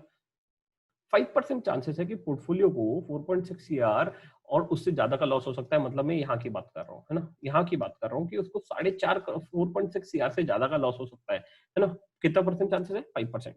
अब 95% के लिए क्या बोलता है, also there is a 95% chance, है ना, 95% चांसेस है that on any given day, किसी भी दिन, the portfolio will experience either, है ना, either a loss less than कितना कितना कितना 4.6 सीआर और गेन, है ना। सर मतलब ये, है ना, 95% चांसेस है कि पोर्टफोलियो को 4.6 सीआर से जो लॉस है उससे, मतलब उससे कम लॉस हो या गेन हो, है ना। तो यहाँ पे गेन आ गया, यहाँ पे तुम्हारा 0 लॉस और इसके आगे जो भी है वो गेन है, ठीक है। समझ में आया? आई थिंक समझ में आ गया होगा वॉर, है ना। तो ये क्वेश्चन सॉल्व कर लेना। और एसएफएम की बुक में रिस्क मैनेजमेंट चैप्टर भी है, वो भी पढ़ना, उसका भी प्रिंट आउट लेके जाएंगे अपन, वो भी पढ़ना, उसका भी प्रिंट आउट लेके जाएंगे। और उसके 2 या 3 क्वेश्चन है, बहुत सिंपल है, वो सॉल्व कर लेना, ठीक है। ओके, अब अपन आते हैं फुल रिवॉल्यूशन मेथड पे। फुल रिवॉल्यूशन मेथड में सर इस पे क्या बोलता है? इस पे बोलता है कि 3 प्रकार है, एक हिस्टोरिकल, दूसरा बूटस्ट्रैप, तीसरा है मोंटे कार्लो। मोंटे कार्लो, ठीक है। हिस्टोरिकल मेथड में क्या बोलता है कि जो भी हम वॉर निकालेंगे ना, पास्ट डेटा पे निकालेंगे। किस पे निकालेंगे? पास्ट डेटा पे। बूटस्ट्रैप क्या बोलता है, हम लोग सैंपल निकालेंगे किससे, पास्ट डेटा पे। बहुत सारा सैंपल है, डेटा निकाले, वॉर देखे, उसको रखे, डेटा निकाले, वॉर देखे, उसको रखे, डेटा निकाले, वॉर रखे, देखे, है ना। तो बूटस्ट्रैप ऐसे काम करेगा। और तीसरा है मोंटे कार्लो। मोंटे कार्लो एकदम सही मेथड है, तोड़ मेथड है, ताबड़तोड़ मेथड है, जबरदस्त मेथड है सर। क्यों? क्योंकि मोंटे कार्लो जो बात करेगा वो हमेशा वेट्स असाइन कर देगा सर, वो वेट्स असाइन कर देगा, है ना। तो ये बूटस्ट्रैप के टाइप का ही मेथड है, बट ये क्या करता है, वेट्स असाइन कर देता है सर। ये सिस्टम्स को यूज करता है, ये एनालिटिक्स को यूज करता है, और ये फ्यूचर प्रोजेक्शन में काफी सही काम आता है। कौन सा मेथड? Monte Carlo method. इसके एडवांटेजेस क्या है, डिसएडवांटेजेस क्या है, अपन पढ़ेंगे। अभी चैप्टर पे जाएंगे वॉर के बारे में और देखेंगे मजेदार चीजें। ठीक है, तो ये कवर हो गया, ये कवर हो गया, क्वेश्चन कवर हो गया, ये ब्रॉड दिया गया है। अब दूसरा क्या बोलता है, what can company lose under abnormal circumstances. Sir abnormal circumstances में कंपनी क्या लूज करेगी, तो ये तीन हमारे को बताएगी अबनॉर्मल सर्कमस्टेंसेस के बारे में, और ये खत्म करने के बाद अपना चैप्टर हो जाएगा खत्म, है ना। ठीक है, अब सबसे पहले आते हैं चैप्टर पे। वैल्यू एड्रेस पे मैंने तुमको बता दिया कैसे इंटरप्रेट करते, क्या करता है ना। तो ये देखो नॉर्मल डिस्ट्रीब्यूशन कैसे आया वो भी तुमको बता दिया। फिर what not only arises with the confidence level but also, है ना, it rises with the rate of, वही दिया गया है, होल्डिंग पीरियड से बढ़ेगा और ये सबसे बढ़ेगा। ठीक है, ये तुम्हारे को दिया गया है कि कितने परसेंट कॉन्फिडेंस पे, ये वॉर का फॉर्मूला भी दिया गया है, Z इंटू एच डी, है ना, Z इंटू एच डी, क्योंकि यहाँ पे इन लोग ने कंसिडर किया है मीन इज 0, है ना। कहीं तो भी लिखा है देखो, mean is 0 and standard deviation is 1, है ना। कहाँ पे? नॉर्मल डिस्ट्रीब्यूशन में बोला गया है। फिर मैंने तुमको बता गया, है ना, स्क्वायर रूट रूल बता दिया। फिर तुमको बताया 1 डे वॉर 5 डे वॉर दिया गया, उससे 1 डे वॉर से कैसे आना वो भी बता दिया। You apply the square root rule when the mean is 0, है ना। स्क्वायर रूट रूल कब लगेगा? जब मीन 0 रहता है, एक चीज ध्यान में रखना। अब थोड़ा आता है वॉर पैरामीटर्स। ठीक है, अब वॉर पैरामीटर क्या बोलता है, देखो इस पे थोड़ा सा एक है बैक टेस्टिंग रहता है ना। बैक टेस्टिंग के बारे में थोड़ा सा बताता हूँ, और एक है वॉर पैरामीटर्स, है ना। वॉर पैरामीटर्स क्या होते हैं सर? वॉर पैरामीटर में सबसे पहला बोलता है कि बैंक्स को, है ना, बैंक्स को कितना, a capital adequacy rule, bank should operate with a holding period of 2 weeks, है ना। as per the capital adequacy rate, है ना, holding period कितना, इनको जो रिस्क रहता है ना, हर एक बैंक को रिस्क रहता है ना। तो उनको जो पैसा रखना है, उनको जो पैसा जमा के रखना है, कितने दिन तक का? 2 हफ्ते तक का, 2 हफ्ते तक का, है ना, 2 हफ्ते तक का उनको कैपिटल एडिक्वेसी रेशियो, इस पे एमसीक्यू आया है, तो मेंटेन रखना है। क्यों रखना है, कैसे रखना है सर, इस पे ये अलग बात है, बट अभी ध्यान में रखो कि 2 हफ्ते तक का रखना है। अब कभी कभी क्या होता है, बैक टेस्टिंग मतलब क्या सर, कि देखो 2 ऑप्शंस रहते हैं जनरली बैंक को। एक तो क्रेडिट रेटिंग उसको इंश्योर करेगी कि उन्होंने बरोबर कैपिटल एडिक्वेसी रेशियो रखा है या नहीं, या दूसरा बैंक्स को बोला जाएगा कि भैया तुम अपने परफॉर्मेंस के बेसिस पे देखो कि तुमने बरोबर कैपिटल एडिक्वेसी रेशियो रखा है कि नहीं। सर अगर मेरे को अपने परफॉर्मेंस के बेसिस पे देखना है, तो तुम्हारे को देखना पड़ेगा होल्डिंग पीरियड के बेसिस पे। किसके बेसिस पे? होल्डिंग पीरियड के बेसिस पे। और इसलिए बोला गया है कि अगर जितना छोटा होल्डिंग पीरियड का तुम देखोगे, उतना अच्छा डेटा, उतना रिलायबल डेटा रहेगा ना सर। बैक टेस्टिंग मतलब वही कि बैंक को अपने आप का डेटा टेस्ट कर रही है, पीछे जाकर फिर से टेस्ट कर रही है ना। देखो क्या बोलता है, shorter holding period is preferable for the model, है ना, और बैक टेस्टिंग पर्पस, क्योंकि वो रिलायबल रहेगा, है ना, और अच्छी तरीके से वो एनालाइज करने में मदद करेगा। ठीक है, अब वॉर के मेथड्स पे बात किया गया है, डेल्टा नॉर्मल मेथड, जिसे हम कहते हैं लीनियर मेथड। लीनियर मेथड क्यों बोला जाता है सर? सीधा सीधा डेटा, इजी है, जिसमें कोई कॉम्प्लिकेशंस नहीं है। जैसे अगर मैं दिखाऊं तुमको एक एग्जांपल, एक है ना लीनियर मेथड, है ना, जैसे लीनियर एक्सपोजर। तो देखो लीनियर एक्सपोजर, लीनियर क्या होता है सर? सीधा सीधा एक है ना, हाँ, तो ये हो गया लीनियर, है ना। जो ग्राफ स्ट्रेट लाइन है वो लीनियर हो गया, है ना, जो ग्राफ है स्ट्रेट लाइन वो लीनियर हो गया। बट ऐसा जो तुम्हारा कर्व है ना, इसे नॉन लीनियर कह रहे हैं, इसे नॉन लीनियर कहना चाहता है वो। ठीक है, तो ये लीनियर की बात हो गई, नॉन लीनियर। ठीक है, तो जो लीनियर मेथड है, डेल्टा नॉर्मल मेथड, है ना। अगर ऑप्शंस वगैरह की बात करें सर, तो ऑप्शंस थोड़े कॉम्प्लिकेटेड हो जाते हैं सर। कौन से ऑप्शंस? शेयर मार्केट के ऑप्शंस की बात कर रहा हूँ, तो वो थोड़े कॉम्प्लिकेटेड हो जाते हैं, जहाँ पे हमें नॉन लीनियर डेटा आ जाता है। इसलिए वहां पे क्या बोला जाता है कि तुम डेल्टा नॉर्मल मेथड मत यूज करो। इसलिए क्या बोलते हैं वहां पे, डेल्टा नॉर्मल मेथड मत यूज करो, वहां हम यूज करेंगे डेल्टा गामा मेथड, है ना। वहां यूज करेंगे हम डेल्टा गामा मेथड। सर थोड़ा भारी जा रहा है, अरे कुछ नहीं है भाई, सिंपल सा है, चीजों को समझना है बस, और कुछ नहीं है ना। तो delta normal method, delta gamma method. अब देखो सर लिमिटेशंस क्या है, एक बार बताता हूँ, एकदम सिंपल सी चीज है, ध्यान से समझते हैं। ठीक है, तो डेल्टा नॉर्मल मेथड पे जब मैं बात कर रहा हूँ, है ना। तो डेल्टा नॉर्मल जिसे मैं कहता हूँ लीनियर मेथड, है ना। तो देखो क्या बोलता है, While looking at the positions of an options, देखो ऑप्शंस के बारे में इधर पहले बोला गया है, तो पहले देखो क्या बोलता है, ऑप्शंस आर नॉन लीनियर, है ना। नॉन लीनियर है, उल्टा सीधा आड़ा टेढ़ा कैसा भी जा सकता है, इसलिए, है ना। Their data keeps on changing, so we should not use what delta normal method as a option portfolio, है ना। डेल्टा नॉर्मल को हम यूज ना करें जब हम ऑप्शंस की बात कर रहे हैं, है ना। जब हम ऑप्शंस की बात कर रहे हैं तो डेल्टा नॉर्मल को क्या ना करें, यूज ना करें।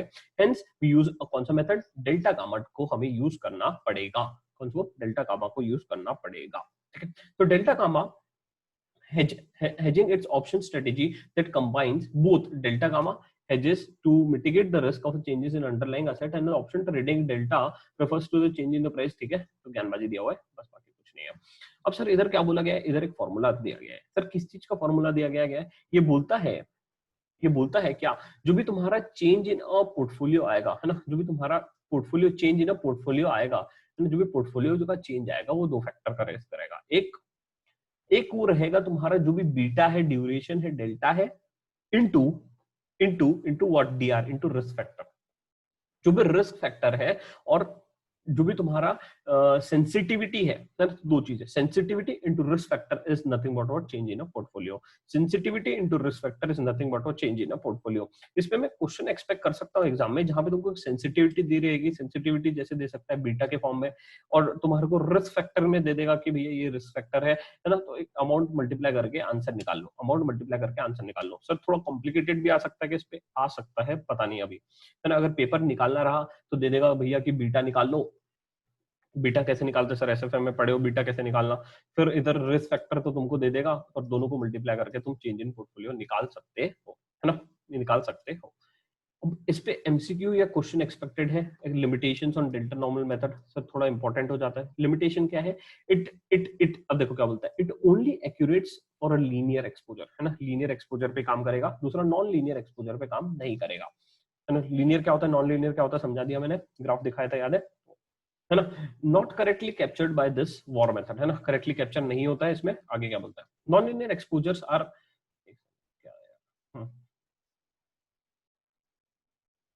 हाँ, non linear exposure are mortgage back security से। अब देखो इधर एग्जांपल दिए गए हैं ना, ऑप्शंस हो गया, ये हो गया, नॉन लीनियर कौन कौन से रहते हैं इसमें। इस पे भी एक एमसीक्यू बन सकता है कि नॉन लीनियर कौन कौन से एम्बेडेड ऑप्शंस है ना, मॉर्गेज बैक सिक्योरिटीज। तो इस पे एमसीक्यूज बन सकता है, जहां पे हम कौन सी मेथड यूज करेंगे, मैंने बोला डेल्टा गामा मेथड यूज करेंगे, है ना। नॉन लीनियर एक्सपोजर है, डेल्टा गामा मेथड यूज करेंगे।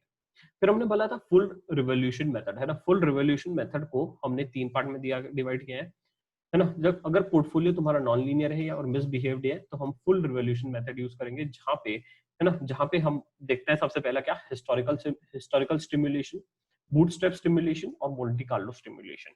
सर हिस्टोरिकल स्टिमुलेशन में हम कैसे डेटा डिराइव करेंगे, हिस्टोरिकल स्टिमुलेशन में हम डेटा डिराइव करेंगे based on what, history, based on what, history, ठीक है। तो देखो क्या बोलता है, बहुत सही चीज है सर। इसमें कैसे होता है पता है, तो ये फालतू मेथड है वैसे देखा जाए तो, क्यों, क्योंकि ये हिस्ट्री का डेटा कलेक्ट करेगा। सर इसमें लिमिटेशन क्या हो सकता है, अगर मैं पुराना डेटा लेके अजम्पशन निकाल रहा हूँ कि भैया वॉर इतना होगा फ्यूचर में, पुराना डेटा निकाल के वॉर अज्यूम कर रहा हूँ कि इतना डेटा होगा फ्यूचर में, तो इसका नुकसान क्या है, इसका नुकसान ये है कि हिस्ट्री में नॉट रिपीट इटसेल्फ। या सर वो चीजें हुई नहीं है, वैसा इवेंट कभी हुआ ही नहीं है ना, तो क्या, तो कैसे डिसाइड करोगे, है ना। तो कैसे डिसाइड करोगे, तुम्हारा क्या, तुम्हारा क्या वॉर वॉर कैसे निकलेगा अगर हिस्ट्री नहीं हुई है, तो है ना। तो एक लिमिटेशन हो गया सर। बट काम क्या है पता है, इजी है, क्या, पास डेटा उठाओ, कॉपी पेस्ट कर दो, देख लो, खत्म, है ना। पास डेटा निकालो, पास डेटा निकाल लो, कॉपी पेस्ट कर लो और देख लो, इजी काम है।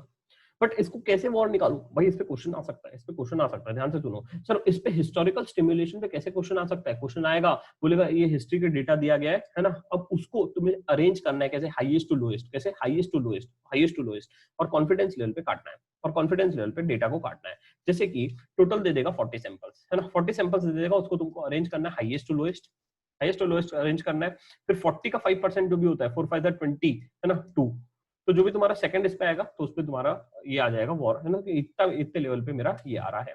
देखो क्या बोलता है हिस्टोरिकल में, the portfolio is regulated, sorry, revaluated using the risk factor from historical data, है ना, हिस्ट्री को यूज करेगा। अब जैसे कैसे कैलकुलेट करना मैंने तुमको बता दिया, सबसे पहले तुम्हें अरेंज करना पड़ेगा डेटा को हाईएस्ट टू लोएस्ट में, और फिर उसको तुम्हें काटना पड़ेगा, है ना। Then identify the lowest 5% of the return, सबसे कम 5% जो रिटर्न आ रहा है, सबसे कम 5% जो रिटर्न आ रहा है, उस पे है ना, उस पे तुम्हें काटना है। लोएस्ट पे ध्यान रखोगे, लोएस्ट पे, हाईएस्ट पे नहीं, किस पे, लोएस्ट पे ध्यान से देखो, है ना। Identify the lowest 5% return and the highest value of 5% return and the, अरे यार ये मैं, हाँ, गुला गुला बना देता हूँ, समझ में नहीं आता क्या लिखा है नीचे फिर, है ना। The highest value of a lowest 5%, है ना, highest value of a lowest 5% and the return will give a 1% one day 5% war, है ना। ये मुझे देगा क्या, वन डे 5% वॉर दे देगा। आगे क्या बोलता है सर, इसका एडवांटेज क्या है, इजी है, आसानी से लगा सकते हैं। लिमिटेशन क्या है कि रिपीट नहीं होगा, हिस्ट्री में नॉट रिपीट इटसेल्फ, ठीक है। दूसरा होता है बूटस्ट्रैप। सर बूटस्ट्रैप में क्या करेंगे पता है, बूटस्ट्रैप में मैंने तुमको बताया था कि हिस्टोरिकल डेटा को ही यूज करेंगे। देखो क्या बोलता है, is extension of historical stimulation, history को यूज करेंगे बट जो sample, it draws a sample from a database and record the war, है ना। निकालेगा सैंपल डेटाबेस से, वॉर देखेगा, फिर से निकालेगा, देखेगा सैंपल क्या है, वॉर रिकॉर्ड करेगा। देखो क्या बोलता है, draws another new sample and record the war, है ना। this procedure is repeated over and over and over and again, घड़ी घड़ी घड़ी घड़ी घड़ी घड़ी घड़ी घड़ी घड़ी घड़ी होगा, रिपीट होगा, और उससे हम जो वॉर निकालेंगे, डिराइव करेंगे, और उसके बेसिस पे हम बताएंगे भैया इतना वॉर है ना। देखो the best war estimate from the data is the average of all the samples of the war, है ना। तो ऐसे हमारा ये प्रोसीजर है। आता है मोंटी कार्लो। मोंटी कार्लो पे एमसीक्यू आया है, क्वेश्चन आया है, इंपॉर्टेंट है, ध्यान से देखो। सर ये मेथड सिमिलर है किससे, बूटस्ट्रैप से, ऊपर वाला ये बूटस्ट्रैप है ना, बूटस्ट्रैप से सिमिलर है। जहां पे बोलता है एक्सेप्ट एक्सेप्ट एक्सेप्ट, अब यहाँ पे क्या करता है, ये वेट्स को असाइन करता है ना, ये वेट्स को असाइन करता है और टेक्नोलॉजी और ये सब चीजों का यूज करता है, और थोड़ी मेथड क्या हो जाती है, कॉम्प्लेक्स हो जाती है, थोड़ी मेथड क्या हो जाती है, कॉम्प्लेक्स हो जाती है। यहाँ पे देखो, except the movement of the various risk factors are generated from the distributions which are estimated, है ना। It is basically refers to a computer software that generates 1,000 of the possibilities of outcome from the distribution of inputs which, है ना, which are specified by the users. अब जैसे कि क्या बोलता है, select one monthly return from each stock distribution and the returns are calculated on the basis of weighted average, है ना, important है, weighted के basis से सर weights को असाइन करेगा। सर एडवांटेजेस क्या है मोंटी कार्लो का, है ना। एडवांटेजेस है कि मोंटी कार्लो स्टिमुलेशन जो है, very powerful understanding of a risk factor, अच्छे से सर बताएगा, वॉर को फ्यूचर प्रोजेक्शंस क्या होंगे उसके लिए मुझे इजी हो जाएगा, है ना। फिर extremely focus on the tail of extreme scenarios. Sir extreme scenarios क्या होगा, सर वॉर कभी ये नहीं बताता सर, अगर 5% लॉस हुआ, अगर मेरे को नुकसान होगा, मैं बोलता हूँ अगर नुकसान होगा, चलो लॉस हो गया, 5% सिचुएशन हो गई, अगर 5% सिचुएशन हो गई, अगर नुकसान हुआ, तो वॉर ये नहीं बताएगा कि 15,000 से ज्यादा का कितना नुकसान होगा, 15,000 से ज्यादा का नुकसान कितना होगा वो वॉर नहीं बताएगा, है ना। उसके लिए अपन आगे देखेंगे क्या, उसके लिए अपन आगे देखेंगे ये, है ना, एक्सपेक्टेड शॉर्टफॉल, है ना, एक्सपेक्टेड लॉस या एक्सपेक्टेड शॉर्टफॉल देखेंगे, ठीक है। अब हाँ देखो क्या बोलते हैं, मोंटे कार्लो सिमुलेशन सर दोनों जगह काम करेगा, लीनियर और नॉन लीनियर दोनों जगह रिस्क पे काम करेगा, है ना। तो ये इसलिए मोंटे कार्लो सिमुलेशन बहुत सही है। सर एग्जाम में क्वेश्चन आया व्हाट आर द एडवांटेजेस, यहाँ से कॉपी पेस्ट करना चालू करोगे, दन दन दन दन यहाँ तक पेस्ट कर दोगे, है ना, ये पूरा कॉपी पेस्ट कर दोगे, ठीक है। आगे क्या होता है, वॉर, इसके ड्रॉबैक क्या है, इसका ड्रॉबैक क्या है कि इट में, है ना, drawback of this method is that कि इट में generate a red flag and highly subjective हो सकता है, और कभी कभी हमारा इतना मतलब फोकस ही ना कर पाए, सब्जेक्टिव, अब पता ही नहीं कि क्या लॉस होगा क्या होगा। देखो क्या बोलता है ना, quite high and this method is expensive. Sir महंगा है, सर महंगा है ना, क्योंकि मैंने ऊपर क्या बोला था सर, यहाँ पे हम कंप्यूटर सॉफ्टवेयर यूज करेंगे इसलिए महंगा हो सकता है, and due to the requirement of a advance technological skill, है ना। Sir advance technological skill use करेंगे जिस वजह से महंगा हो जाता है, ठीक है। अब 1-2 मिनट थोड़ा सा ज्ञानबाजी देते हैं। सर लोग बोलते हैं मेरे को, सर आप कितने बजे उठते हो, सर लेक्चर कब रिकॉर्ड करते हो, ऑफिस के साथ कैसे मैनेज करते हो, है ना। कुछ नहीं है भाई, लाइफ है लाइफ, मजे मजे किए अपन लाइफ में।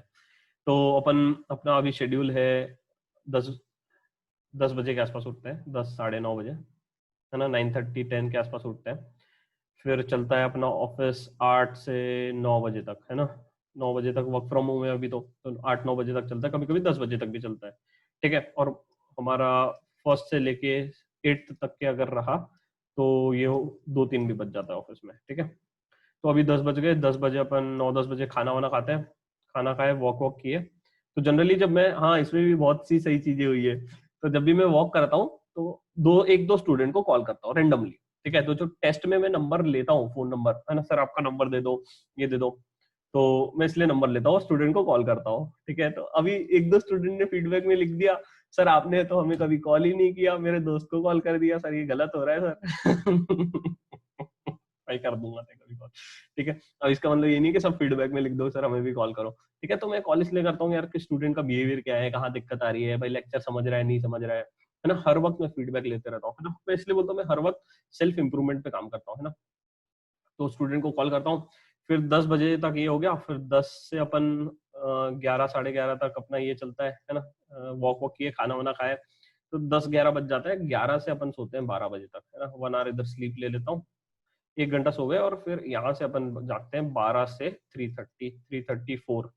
आज तो कितना हो गया, आज 5 बज गया, आई थिंक आज 5 बजेगा, है ना। तो अभी आई थिंक 4:30 हो गया ना, टाइम टाइम कितना हुआ, 4:30 हो गया, 4:30 हो गया। तो ये अपना शेड्यूल है भैया। फिर सुबह उठ जाते हैं 10 बजे। ये कितने महीने से चल रहा है भाई, 2 महीने से, है ना।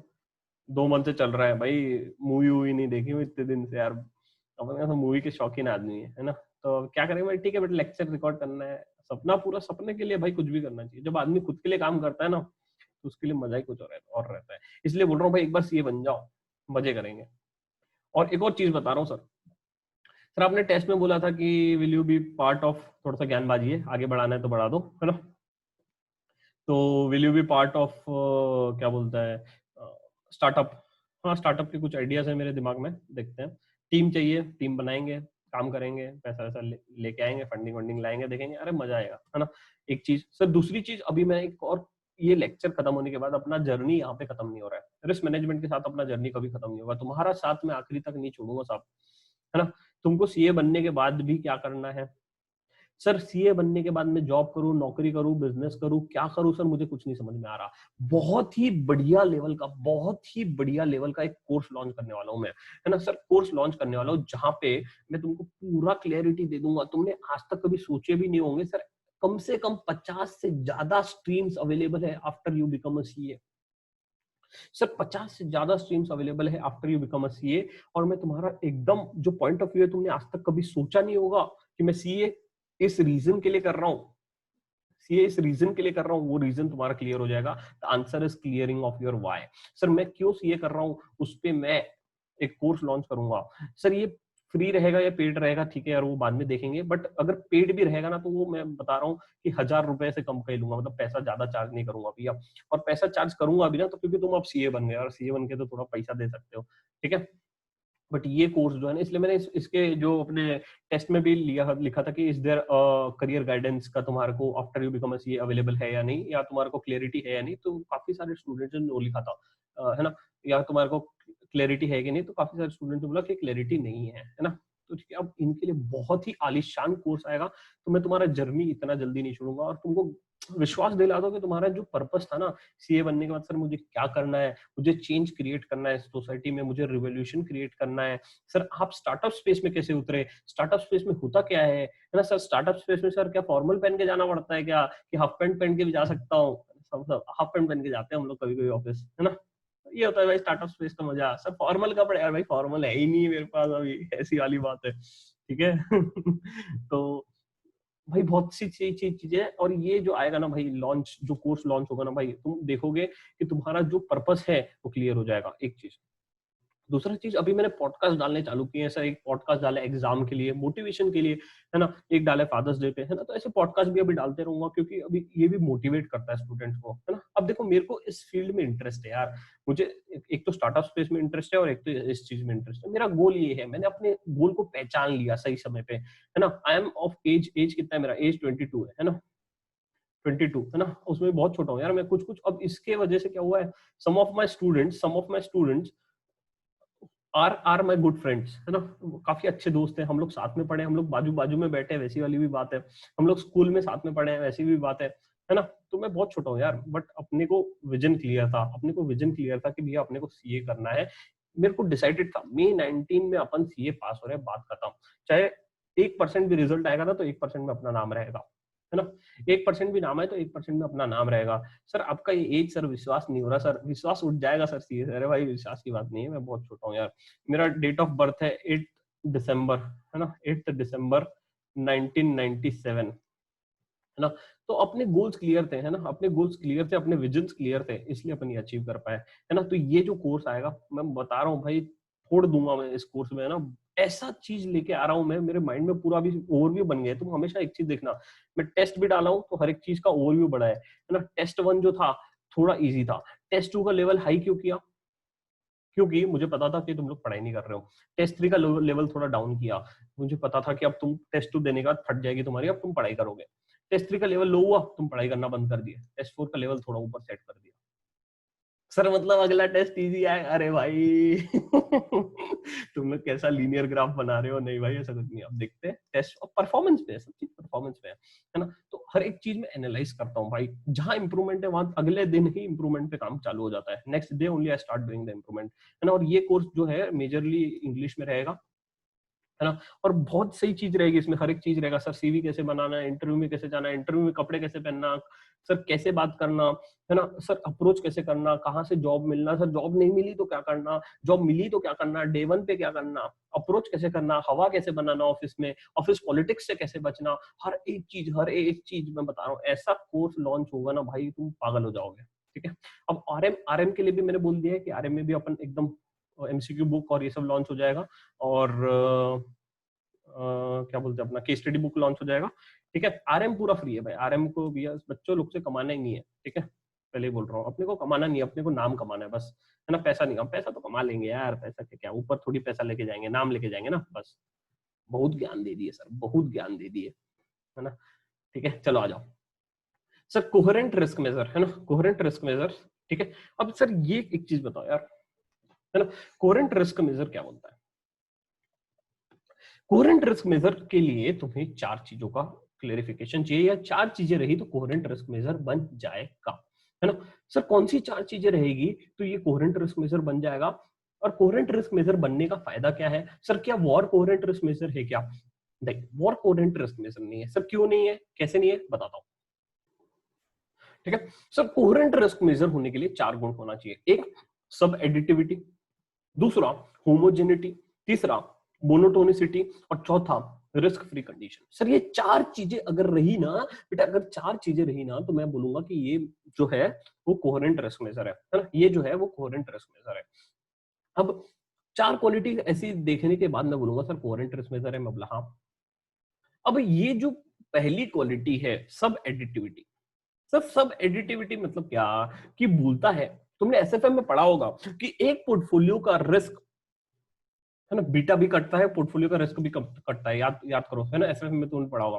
तो अगर एक पोर्टफोलियो का रिस्क है मान लो 10 का, दूसरे पोर्टफोलियो का रिस्क है 5 का, बट जब मैं दोनों को ज्वाइन करूंगा तो combined risk will be less then 50, less than or equal to 50। Correct. ये तुमने कहां पे पढ़ा था? एसएफएम में पढ़ा था साहब, है ना। तो ये यही बोल रहा है कि अगर 2 पोर्टफोलियो को मैं कंबाइन करता हूं तो कंबाइंड रिस्क हमेशा कम आएगा। सर बट वॉर के केस में ऐसा नहीं होता। वॉर के केस में अगर मैं एक पोर्टफोलियो और दूसरे पोर्टफोलियो के वॉर को कंबाइन करता हूं, है ना, एक पोर्टफोलियो और दूसरे पोर्टफोलियो के वॉर को कंबाइन करता हूं, तो वॉर बढ़ जाता है, वॉर बढ़ जाता है साहब। इसीलिए वॉर सब एडिटिविटी सब सेटिस्फाई नहीं करता। इसलिए क्या बोल रहा हूँ, वॉर सब एडिटिविटी सेटिस्फाई नहीं करता। देखो क्या बोलता है, it means the risk of combined portfolio should be less than or equal to the sum total of individual portfolio. Individual portfolio के सम से या उसके बरोबर रहना चाहिए। दूसरा क्या बोलता है, होमोजेनिटी। सर होमोजेनिटी मतलब क्या? सर कि अगर जैसे तुम अपना पोजीशन डबल करोगे, सर मान लो आज मैंने पोर्टफोलियो में लगाया मैंने 10 लाख रुपए, कल मैं जाके लगा रहा हूँ 30 लाख रुपए, इंटू 3 कर दिया, है ना, इंटू 3 कर दिया, 30 लाख लगा दिया, तो क्या मेरा रिस्क भी बढ़ जाएगा क्या? हाँ, है ना, उसका रिस्क भी बढ़ जाएगा क्या? हाँ। सर मतलब वही बोल रहा है, if you triple your position, position 3 गुना बढ़ा दिया, your risk measure should get triple, risk measure भी बढ़ जाएगा, खतरा भी बढ़ जाएगा, रिस्क भी बढ़ जाएगा साहब, वही बोलना चाह रहा है। तीसरा बोलता है मोनोटोनिसिटी। सर मोनोटोनिसिटी मतलब क्या कि the portfolio with a greater future return. Sir अगर मेरे को पता है फ्यूचर रिटर्न उसका ज्यादा है, पोर्टफोलियो का रिटर्न फ्यूचर में ज्यादा है, then it is likely will likely have a less risk. Sir return ज्यादा है फ्यूचर में तो रिस्क भी कम रहेगा। सर एग्जांपल रिलायंस, सर मुझे पता है रिलायंस ने अभी जियो मार्ट लॉन्च कर दिया है, सर मतलब ही उसका रिटर्न ज्यादा है और आज उसका रिस्क कम रहेगा, उसका रिस्क कम रहेगा। बस वही बोलना चाह रहा है कि पोर्टफोलियो विद हायर रिटर्न, है ना, portfolio with greater returns likely to have a less risk, sir उसका रिस्क कम रहेगा। और चौथा बोलता है risk free condition. Sir risk free condition मतलब क्या? सर ऐसा कुछ अगर मैं पोर्टफोलियो में ऐड कर रहा हूं, सर अगर मैं रिस्क फ्री एसेट पोर्टफोलियो में ऐड कर रहा हूं, sir risk free asset, sir बहुत बड़ी एग्जांपल है कैश। सर दूसरा एग्जांपल है तुम्हारा लिक्विड फंड्स। अगर मैं ऐसा कुछ पोर्टफोलियो में ऐड कर रहा हूँ, if I am adding something which is risk free in my portfolio, then your risk of a portfolio will reduce with that amount, will reduce with that amount. ठीक है, समझ में आया? अगर मैं पोर्टफोलियो में मान लो कैश ऐड किया, मैंने पोर्टफोलियो में कैश ऐड किया, तो उतने अमाउंट से मेरा क्या कम हो जाएगा, रिस्क कम हो जाएगा, है ना। कोई बोल रहा है कि if you add a risk free asset, a cash in your portfolio, उतने अमाउंट से वो कम हो जाएगा। सर अगर ये चार मेजर्स, अगर ये चार चीजें सेटिस्फाई करती है तो ये कोहेरेंट रिस्क मेजर कहा जाएगा। अगर ये कोई भी चीज ये चार कंडीशन सेटिस्फाई करती है तो ये कोहेरेंट रिस्क मेजर कहा जाएगा। और ये कोहेरेंट रिस्क मेजर का कंडीशन सेटिस्फाई किया जाता है एक्सपेक्टेड शॉर्टफॉल के द्वारा। एक्सपेक्टेड शॉर्टफॉल कोहेरेंट रिस्क को सेटिस्फाई करता है बट वॉर सेटिस्फाई नहीं करता। सर क्यों वॉर सेटिस्फाई नहीं करता? बिकॉज वॉर सब एडिटिविटी में फेल हो जाता है। क्योंकि वॉर क्या कहीं में फेल हो जाता है? सब एडिटिविटी में फेल हो जाता है।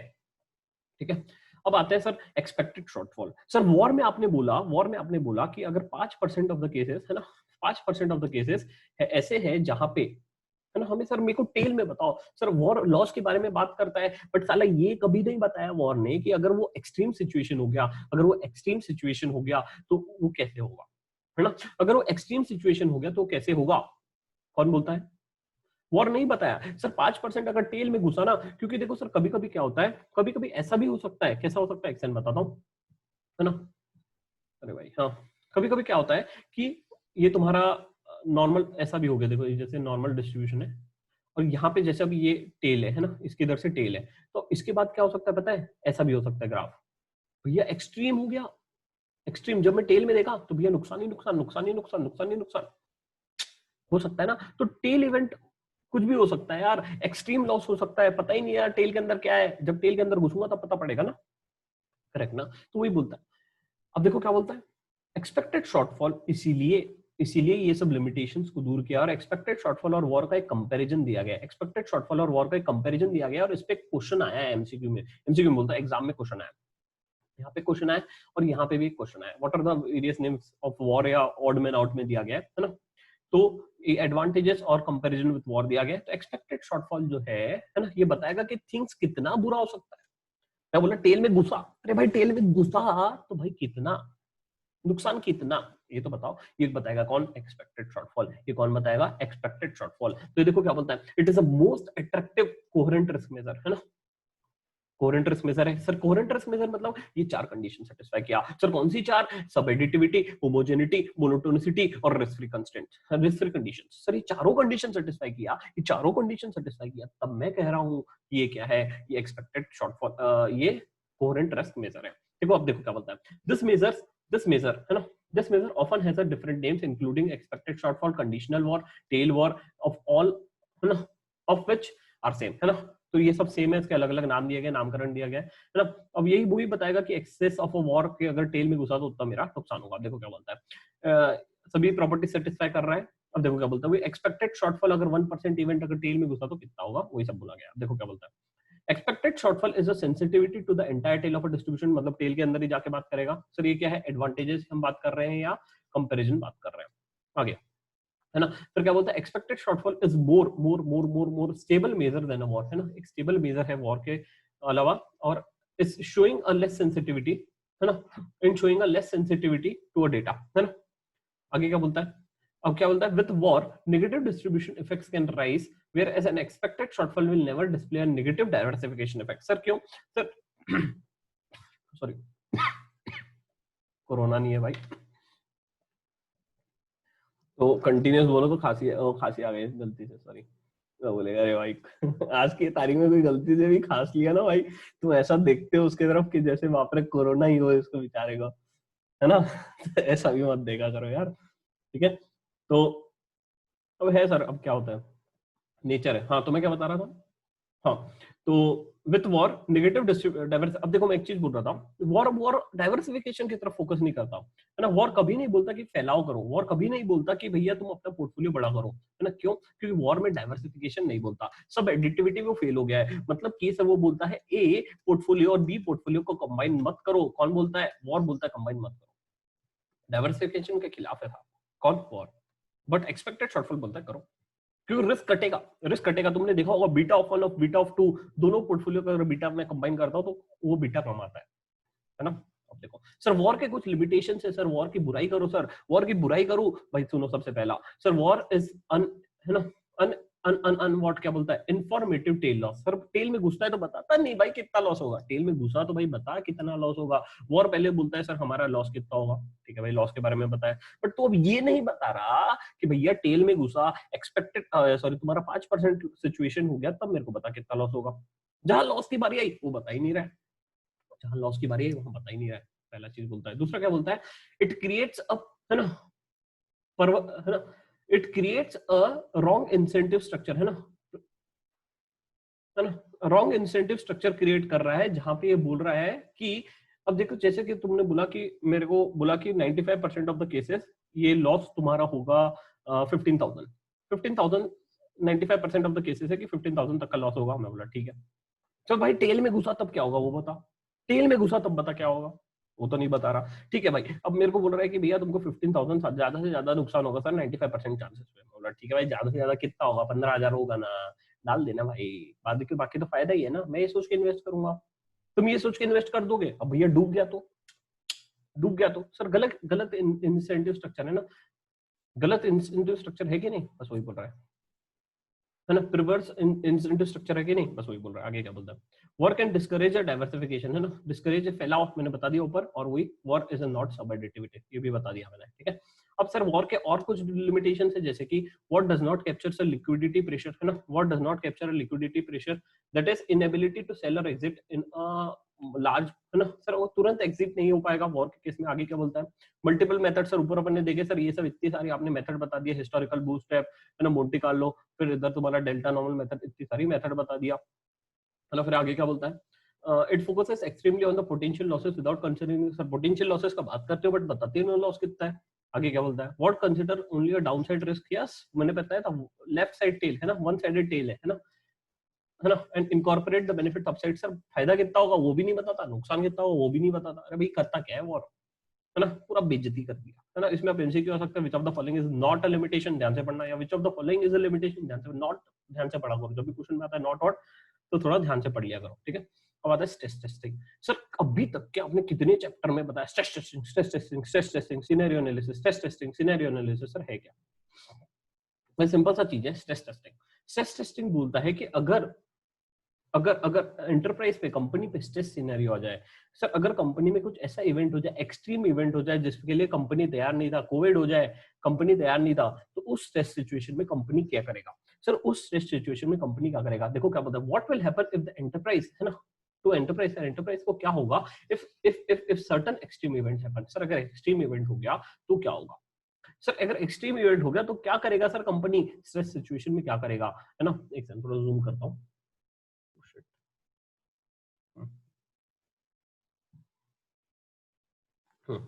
तो स्ट्रेस सिचुएशन में क्या कर देगा, सबसे पहला देखो क्या बोलता है ना, तो स्ट्रेस सिचुएशन में क्या करेगा, तो उसके लिए सबसे पहला बोला है कि स्ट्रेस टेस्टिंग क्यों जरूरी है, पहले ज्ञानबाजी दिया है कि भैया इस कारण से ऐसे ऐसे वजह से तुम्हें स्ट्रेस टेस्टिंग करना पड़ेगा, पहले तो ज्ञानबाजी दिया। फिर तुम्हारे को बताएगा कि स्ट्रेस टेस्टिंग हम कहाँ का यूज कर सकते हैं, फिर एक बैंकिंग का तुमको पूरा सिनेरियो देगा कि बैंक्स के केस में कैसे स्ट्रेस टेस्टिंग को यूज किया गया है, ठीक है। तो सबसे पहला बोलता है कि सर हमें स्ट्रेस टेस्टिंग क्यों करना जरूरी है ना, स्ट्रेस टेस्टिंग क्यों करना जरूरी है। सबसे पहला देखो सर, स्ट्रेस टेस्टिंग हमें एक क्या बोलता है, बाइंडिंग कंस्टेंट देगा, मतलब क्या सर, बाइंडिंग कंस्टेंट मतलब क्या, कि हमें एक की ड्राइवर देगा, सर हमें बताएगा कि कंपनी में आगे कैसे काम करना, भैया फ्यूचर में भी डिविडेंड दूं कि नहीं दूं, है ना।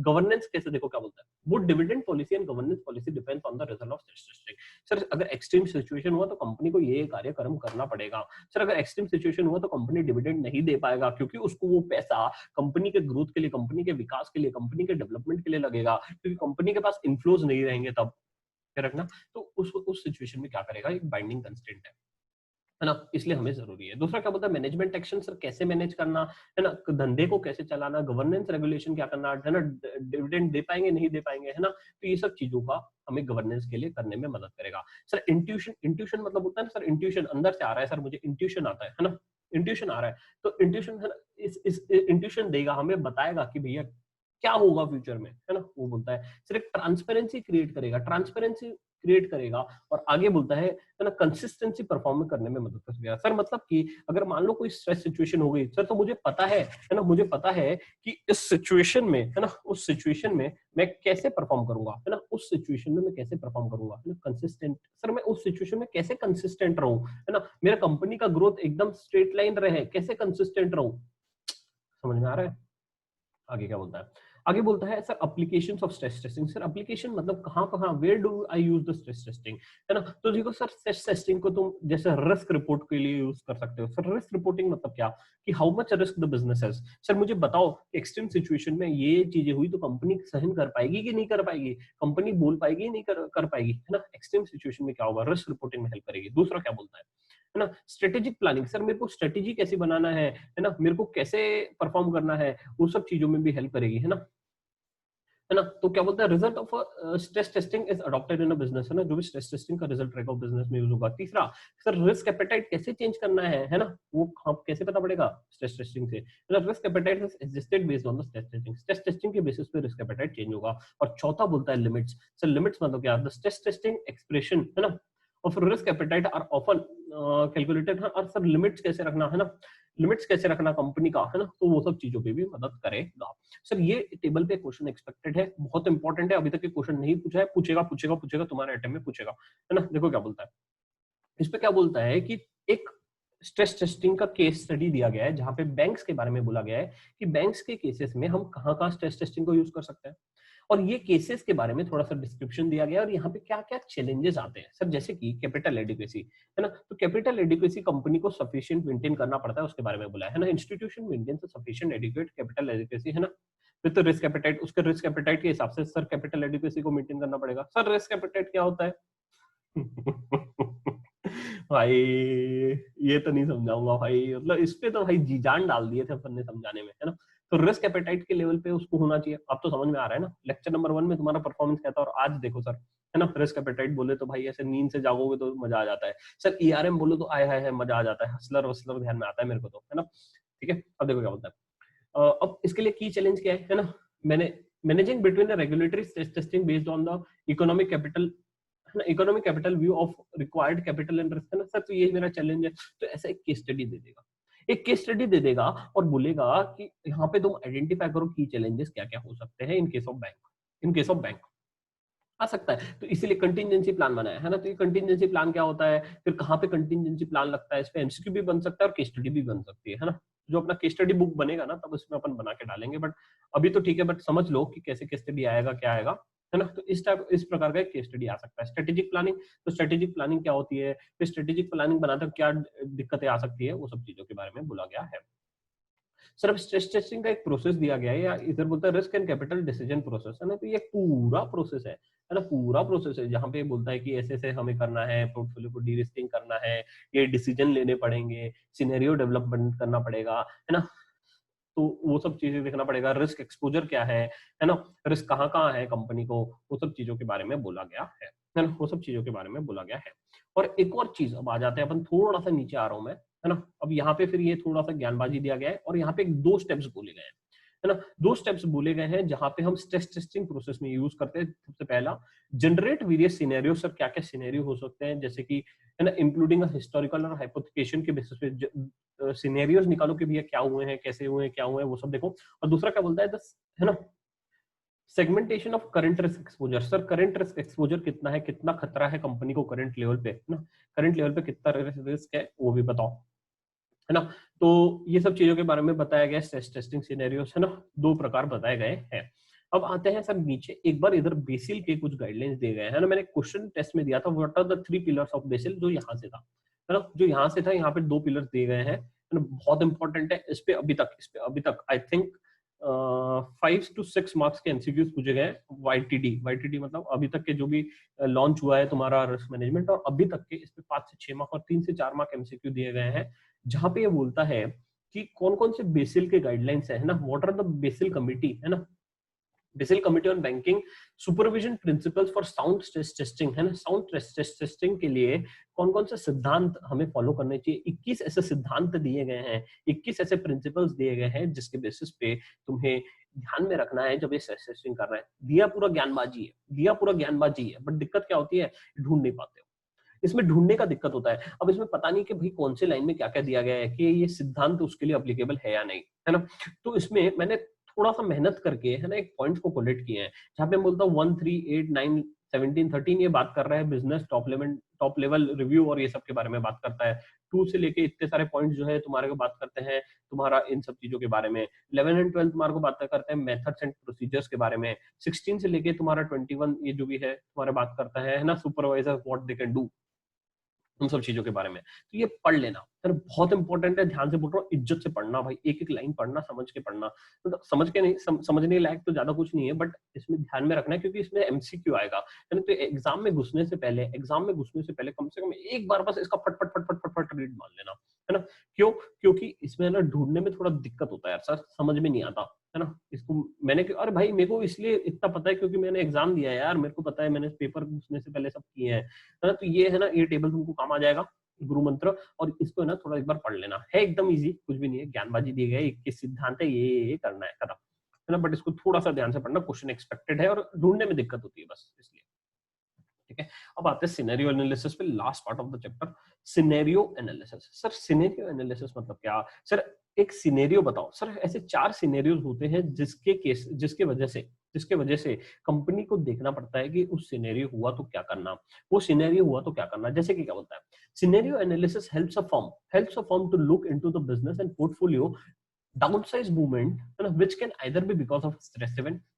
सर स्ट्रेस इवेंट की वजह से हो सकता है, या तो फिर, है ना, डाउन टर्न सिनेरियो। सर ऐसा कुछ अगर कंपनी में सिनेरियो हो गया, सर ऐसा कुछ अगर कंपनी में आ गया तो मैं क्या करूंगा। सर कंपनी में कोविड आ गया, क्या करूंगा। सिनेरियो को तुम एनालाइज करो, सिनेरियो एनालिसिस, है ना। वो स्ट्रेस इवेंट की वजह से भी आ सकता है, या तो डाउन टर्न सिनेरियो की वजह से भी आ सकता है। देखो क्या होता है, the analysis helps the firm, है ना। तो अब फर्म एनालाइज करने से क्या फायदा होगा? तो एनालाइज करने से फायदा होगा कि बाद में जब भी दिक्कत आएगी, कभी भी कठिन समय आएगा, कभी भी मुसीबत आएगी, तो ये हमें मदद करेगा। ठीक है, आगे क्या बोलता है ना। अब generating a scenarios can be either an event based और पोर्टफोलियो बेस्ड। इस पे एमसीक्यू आ सकता है ना। इस पे एमसीक्यूज बहुत सारे एक्सपेक्ट कर सकता हूं मैं सिनेरियो एनालिसिस पे, और वो बेसिल के 21 नॉर्म्स पे, है ना। तो इस पे एमसीक्यू आ सकता है कि सिनेरियो जो है तुम्हारा 2 बेसिस पे होता है, या तो इवेंट बेसिस पे या तो पोर्टफोलियो बेसिस पे।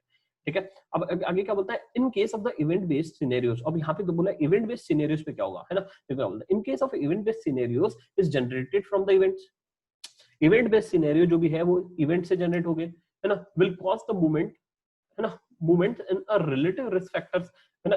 इस वजह से रिलेटिव रिस्क में मूवमेंट आ जाएगा। और आगे क्या बोलता है, in case of portfolio driven scenario the first step is to evaluate the portfolio risk, है ना, पोर्टफोलियो रिस्क वल्नरेबिलिटी, है ना। अगर पोर्टफोलियो की वजह से आ रहा है तो देखो भैया कहाँ पे रिस्क है, कहाँ पे वल्नरेबिलिटी है, कहाँ पे डर है। रिस्क और वल्नरेबिलिटी बहुत ध्यान से समझाया, है ना। रिस्क कहाँ पे, वल्नरेबिलिटी कहाँ पे, वो देखो, एंड देन ट्रांसलेट, है ना, translated into adverse risk factor, है ना। तो उसे एडवर्स रिस्क फैक्टर में जो भी है फिर उसे कन्वर्ट करो, है ना। आगे क्या बोलता है, कैटेगरीज ऑफ स्ट्रेस सिनेरियो इसे 4 प्रकार से बांटी गई है। सबसे पहला नॉर्मल स्ट्रेस सिनेरियो, दूसरा बोलता है सीवियर स्ट्रेस सिनेरियो, तीसरा बोलता है नियर डिफॉल्ट स्ट्रेस सिनेरियो, और चौथा बोलता है स्ट्रेस टू डिफॉल्ट सिनेरियो, है ना। सर ये 4 केसेस दिए गए हैं। सर नियर स्ट्रेस सिनेरियो बोलता है सर ये 1 या 2 बार होगा, 1 या 2 बार होगा 10 साल में, है ना। 1 या 2 बार होगा, देखो क्या बोलता है, once or twice in a year in a period of 10 years, है ना। 10 साल में 1 या 2 बार होगा। आगे क्या बोलता है, this type of scenario should be managed with a normal structure, rules and responsibilities for daily, है ना। तो आप इसको कैसे मैनेज करना वो दिया गया है ना। तो ये पढ़ लोगे समझ में आ जाएगा, ज्ञानबाजी है, बट ओवरव्यू समझा देता हूँ अभी, है ना। लेक्चर आई थिंक काफी बड़ा हो गया है ये वाला, है ना। तो ये देखो क्या बोलता है, फर्स्ट और सेकंड, है ना, 1 या 2 बार होगा with in a period of 10 year, और दूसरा क्या बोलता है ये, इसको हम ऐसे मैनेज करेंगे। आगे क्या बोलता है, this type of events can lead to an increase loan losses and reduce in earning, है ना। अगर ऐसा इवेंट हुआ तो हमारा ये नुकसान होगा, बट इतना सीरियस नहीं होगा, डूबेगी नहीं तुम्हारी कंपनी। दूसरा क्या बोलता है, सीवियर स्ट्रेस सिनेरियो, नाम होता है सीवियर, है ना। देखो क्या बोलता है, ये हुआ है ऑयल प्राइसेस, ऑयल शॉक्स हुआ था जो 1970 पे। इसमें मैंने केस स्टडी डाल दूंगा टेलीग्राम पे, है ना, केस स्टडी डाल दूंगा टेलीग्राम पे, है ना। टेलीग्राम चैनल ज्वाइन करो, आई थिंक उसमें 1K प्लस मेंबर्स ज्वाइन हो चुके हैं अभी, और उस पर जो भी है डिस्कशन करो यार, डाउट्स है वहीं पे पूछो, और जो ज्वाइन हुआ है शुरू से देखना चालू करो, ठीक है। आगे क्या बोलता है, in case of to oil prices का जो हुआ था वो उसके बारे में बोला गया है। तो this scenarios are one would expect only once or twice in a professional life time, है ना सर। आज जीवन में एक या दो बार होगा। आगे क्या बोलता है, नियर डिफॉल्ट सिनेरियोस मतलब क्या सर, अगर कुछ ऐसा सिचुएशन हो गया जैसे if I talk about 2008 crisis. 2008 crisis में क्या हुआ था कि काफी कंपनीज डिफॉल्ट स्टेज में आ गई थी। जेपी मॉर्गन, है ना, जेपी मॉर्गन की बहुत गंदी लग गई थी तब, है ना, काफी कंपनीज नियर डिफॉल्ट स्टेज में आ गई थी और गवर्नमेंट को बैकअप करना पड़ गया था। गवर्नमेंट को बैकअप करना पड़ गया था, भैया तू अब डूब मत, तू डूब मत भाई, मैं तुझे संभाल लूंगा, मैं तुझे संभाल लूंगा, है ना। और ये क्या बोलता है, स्ट्रेस डिफॉल्ट सिनेरियो, जहां पे बात बोलता है कि इंस्टीट्यूशन ग्लोबल क्राइसिस आ गया, ग्लोबल फाइनेंशियल क्राइसिस आ गया, जो था 2008 क्राइसिस, है ना। तो ये कोविड भी जो है तुम्हारा ग्लोबल क्राइसिस है ना। तो नियर डिफॉल्ट, है ना, नियर डिफॉल्ट काफी कंपनीज डिफॉल्ट होगी, है ना। इसलिए I think moratorium period loose कर दिया गया है, इसलिए बैंकिंग रेगुलेशंस अभी थोड़े लीनियन कर दिए गए हैं। और अभी मैं इस पे एक टेलीग्राम पे या इस पे डाल दूंगा एक आधी वीडियो में कि क्या क्या चेंजेस आए हैं बैंकिंग नॉर्म्स में, क्या क्या चेंजेस नॉर्म्स में आए हैं ड्यू टू द कोविड-19। एक बार नॉलेज होना चाहिए, पता होना चाहिए कि क्या क्या रेगुलेटरी चेंजेस कर सकती है गवर्नमेंट। तो एक एक क्वेश्चन भी आ सकता है इस पे, मैं अभी सोचा कि what are the regulatory things which which can be leverage, which can be lower down so as to manage the risk, है ना। तो क्या क्या चीजें कंपनी या गवर्नमेंट की है ताकि रिस्क कम हो जाए किसी भी कंपनी का, तो ये चीजें किए हैं। तुम्हारा रेपो रेट चेंज कर दो, रिवर्स रेपो रेट चेंज करो, वो सब चीजें, है ना। तो वो सब चीजों के बारे में बोला है।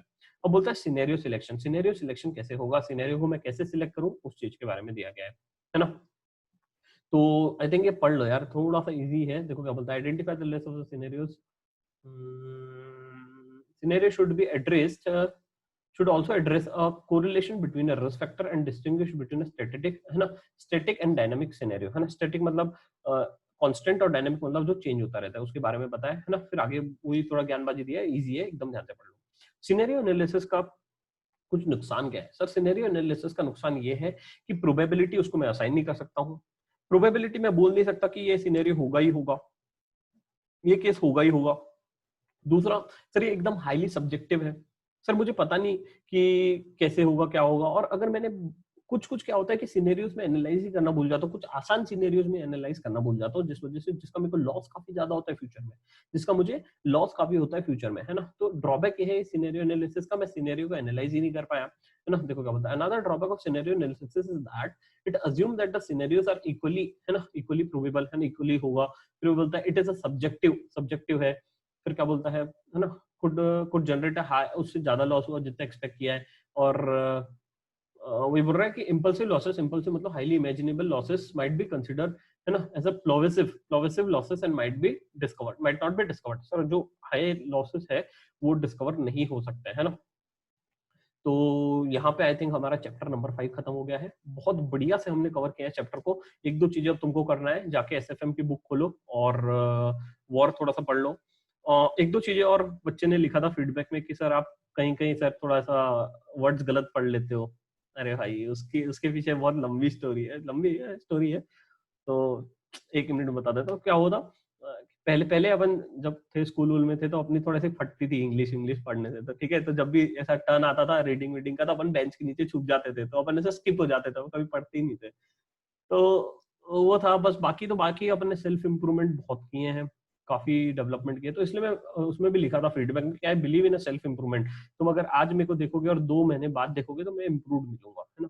और 2 महीने बाद, 2 साल बाद मिलोगे तो काफी इंप्रूव मिलेगा। तो रोज मैं अपने आप को इंप्रूव करता हूँ। मैं सोने से पहले ये सोचता हूँ कि मैंने क्या गलत किया और मैं कहाँ पे इंप्रूव कर सकता हूँ। वो बहुत सही क्वालिटी है, मतलब हर एक आदमी को अपने अंदर रहनी चाहिए। और आई रिकमेंड कि ये क्वालिटी डेवलप करो कि सोने से पहले देखो कि भैया तुम क्या गलत किए हो। सर आज के लेक्चर में बहुत ज्ञान दे रहे हो सर आज, ठीक है भाई, ज्ञान जरूरी होता है कभी कभी, ठीक है। अब सबसे पहले आते हैं समरी पे। रिस्क मॉडल, रिस्क मॉडल की बात होती है सर, रिस्क मॉडल की हम बात कर रहे हैं तो सबसे पहले मैं बात किया था वॉर के बारे में। सर वॉर होता है value at risk. Sir war मतलब ये होता है कि मैं एक्सट्रीम एक्सट्रीम सिचुएशन की बात नहीं करता, ये फ्यूचर इवेंट्स के लिए होता है। सर मेरे को अगर कॉन्फिडेंस लेवल पे कितना लॉस हो सकता है ये हमारे को बात कर सकता है। अब ये बोलता है कि अगर मेरे को 95% कॉन्फिडेंस लेवल पे given of a portfolio and a time और कंस्टेंट, हमेशा दो फैक्टर से बात करेगा। एक होता है तुम्हारा टाइम फैक्टर और दूसरा होता है उसका कि होल्डिंग पीरियड कितना है ना। होल्डिंग पीरियड और तुम्हारा कंस्टेंट कितना है ना। दूसरा क्या बोलता है, वॉर पे हमने बात किया, फिर वॉर के आगे हमने देखा कि इसके हमारे कई मेथड्स देखे। सबसे पहले वॉर के पैरामीटर्स देखे, फिर हमने स्क्वायर रूट रूल के बारे में बात किया, फिर हमने उसका फॉर्मूला भी देखा कि फॉर्मूला कैसा होता है, क्या होता है। फिर हमने वॉर के कई मेथड्स देखे, डेल्टा नॉर्मल मेथड जो हम कहते हैं, लीनियर मेथड, फिर हमें कहते हैं फुल रिवोल्यूशन मेथड, है ना, फुल रिवोल्यूशन मेथड, जहां पे हम बात करेंगे हिस्टोरिकल सिमुलेशन, बूटस्ट्रैप सिमुलेशन और Monte Carlo simulation.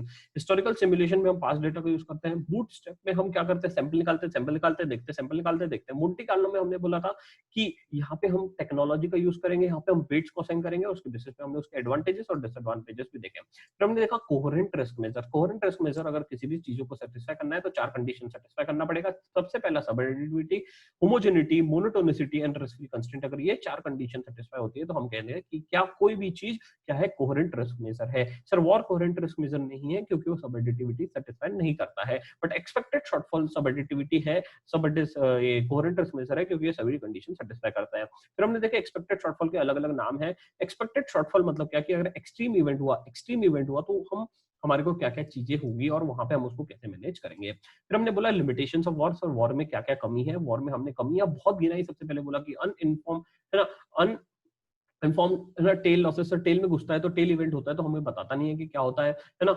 Sir war, है ना, जो रिवर्स स्ट्रक्चर है ना, war can create a reverse structure. Sir मतलब रॉन्ग इंसेंटिव बोलता है सर। अगर मैंने इसका एग्जांपल दिया था। फिर क्या बोलता है, डिस्करेज डाइवर्सिफिकेशन, डिस्करेज करता है और सबएडिटिविटी नहीं है।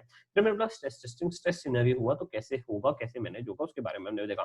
फिर हमने देखा कि सबसे पहले स्ट्रेस सिनेरियो जानना क्यों जरूरी है। फिर हमने बोला कि स्ट्रेस रिपोर्टिंग, है ना, why do we use stress testing, stress testing क्यों जरूरी है वो देखा, है ना। फिर उसके बाद हमने एक बैंकिंग का देखा कि कहाँ कहाँ कैसे कैसे उसे हम यूज कर सकते हैं और कैसे उसने एक टेबल बनाया था वहां, उसके बारे में दिया था। फिर एक स्ट्रेस टेस्टिंग के बारे में प्रोसेस दिया था, उसके बारे में हमने देखा था 2 स्टेप्स, है ना। 2 स्टेप्स के बारे में डिस्कस करने के बाद हम आए थे सिनेरियो एनालिसिस पे। सिनेरियो एनालिसिस में हमने देखा था कि what are the scenarios, what are the cases जो हमारे हो सकते हैं कि either due to stress event और डाउन टर्न सिनेरियो की वजह से हो सकता है। सर हमने सिनेरियोज को 4 प्रकार में बांटा था। एक है नॉर्मल स्ट्रेस सिनेरियो, दूसरा है सीवियर स्ट्रेस सिनेरियो, तीसरा है नियर डिफॉल्ट स्ट्रेस सिनेरियो और चौथा है स्ट्रेस टू डिफॉल्ट सिनेरियो। इन सब चीजों के बारे में हमने बात करने के बाद, है ना, इन सब चीजों की बात करने के बाद हम आए थे ड्रॉबैक ऑफ सिनेरियो एनालिसिस में, जहां पे हमने गिनाया था कि ड्रॉबैक इसमें प्रोबेबिलिटी असाइन नहीं हो सकती है, सब्जेक्टिव है ना, और हमें नहीं पता कि फ्यूचर में क्या होगा इस बारे में। फिर हमने 21 ऐसे सिद्धांत देखे जहां पे बेसिल ने ज्ञानबाजी दिया है किसके बारे में, साउंड स्ट्रेस टेस्टिंग। अगर साउंड स्ट्रेस टेस्टिंग करना है तो उस चीज के बारे में हमने यहाँ पे देखा। सर यहाँ पे बिजनेस कंटिन्यूटी प्लान और ये स्ट्रेस टेस्टिंग को भी हम रिलेट कर सकते हैं क्या? हाँ, रिलेट कर सकते हैं। फिर मैंने एक पॉइंटर का समरी दे दिया जहाँ पे तुमको बोला है कि ये बहुत इंपॉर्टेंट है और एग्जाम में घुसने से पहले एक बार देख के जाना कि बेसिल के 21 नॉर्म्स फट फट फट फट पढ़ लेना। फिर हमने देखे कंट्री रिस्क। अगर कोई भी कंट्री में जो तुम्हारा रिस्क है ना, जो भी कंट्री में रिस्क है उसको हमें एनालाइज करना पड़ता है जब भी हम कंट्री में इन्वेस्ट करते हैं। बहुत इंपॉर्टेंट है, इस पे क्वेश्चन एक्सपेक्टेड है। सर हमने देखा टाइप ऑफ कंट्री रिस्क, सबसे देखा पॉलिटिकल रिस्क। पॉलिटिकल रिस्क में कई फैक्टर्स है। सर हम वहाँ पे गवर्नमेंट कैसी है, गवर्नमेंट का स्ट्रक्चर कैसा है, पॉलिटिकल एनवायरमेंट कैसा है, पॉलिटिकल सिनेरियोस कैसा है, उसके बेसिस पे देखते हैं और पॉलिटिकल रिस्क एग्जाम करते हैं। फिर हमने देखा कि financial and economic risk. Sir financial and economic risk के बारे में हमने बात किया कि जहां पे हमने देखा कि फाइनेंशियल और इकोनॉमिक रिस्क क्यों आ सकता है ना। सोवरेनिटी रिस्क के बारे में बात किया जहां पे गवर्नमेंट ने डिफॉल्ट कर दिया। फिर हमने बात किया कि कोई भी कंट्री रिस्क को, है ना, प्रोसेस को कैसे मैनेज करा जाए, identify the risk, analyse the risk, evaluate the risk, select the risk, implement control, ये सब नॉर्मल प्रोसेस है।